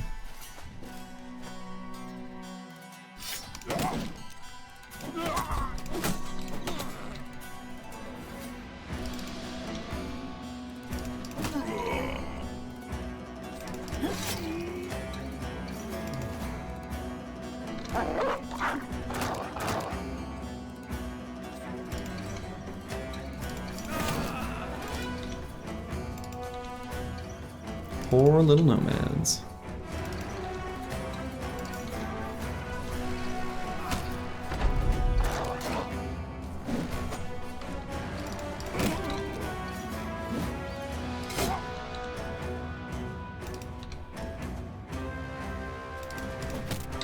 These are kind of silly fights, but you know, sometimes you gotta do what you gotta do. Oh wow, he's not running?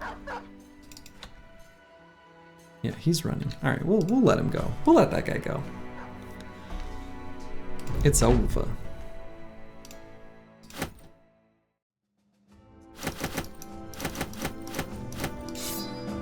We'll leave the quivers behind. We'll reopen our spot for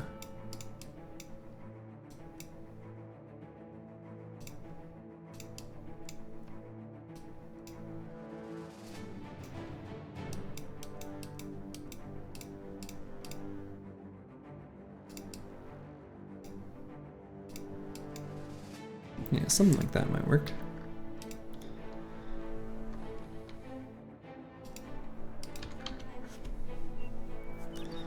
Whew. How much tools do we need? Okay. A lot. Now, notably, something we are not going to do is sell the black book. I will not sell the black... Oh, hey, warehouse burned down. This might be a good place to sell stuff then? Pretty good. Yeah, I think I'll go ahead. Hunt down shrats and lindworms? Nah.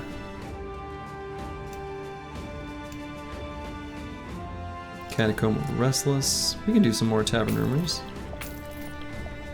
Oh! Well then. A weapon beset with gems from a dead man's hand some way to the west. West of Erzfesta. Some way to the west. The interesting thing is, those different distance, like that does mean something, like some way is some range. And so I don't know how far some way is, but I wouldn't be surprised if it's like right down here. Sounds like a one-handed sword. I think that part of the text doesn't necessarily depend on the weapon type. I don't know that, but it's about this far. Yeah, holds out hands. Okay, this is a pretty good place to sell stuff. Let's see how much money the company can end up with. We no longer need these regular throwing axes in any way. We still have not yet found the Kraken. Well, I should say the stone circle.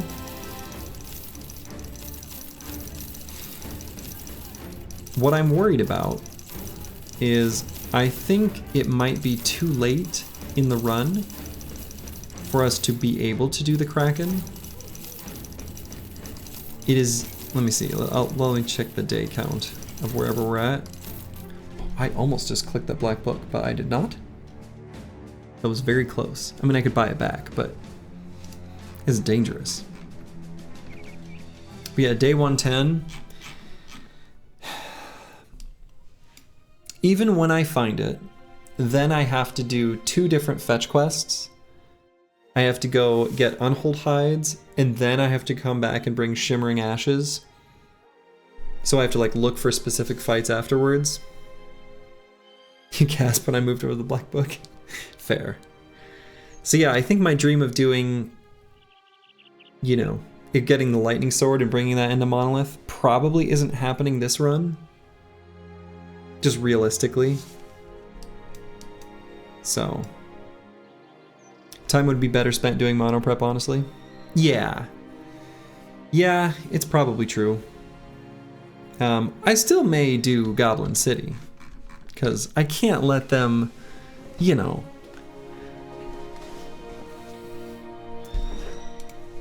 After last run, you know. I feel like I need to get a little revenge on the goblins.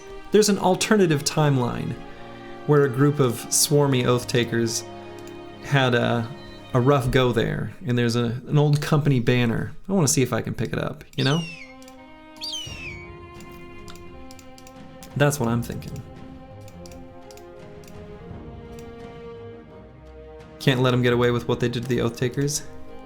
Exactly. In an alternate reality, you know. But I think that's probably a good place for me to call it. The library fight is, you know, a bit of a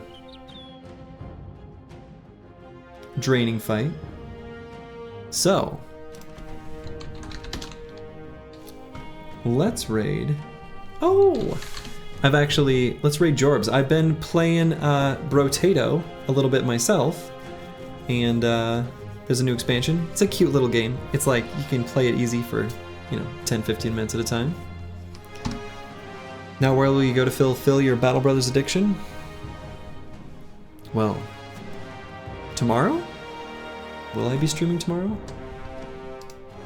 Probably tomorrow. Yes, because I will be putting on blinders to the world tomorrow. So yes, I will probably be streaming some Battle Brothers tomorrow. So to all of you, have yourself a wonderful day or night, wherever it is you are in the world. Ta-ta.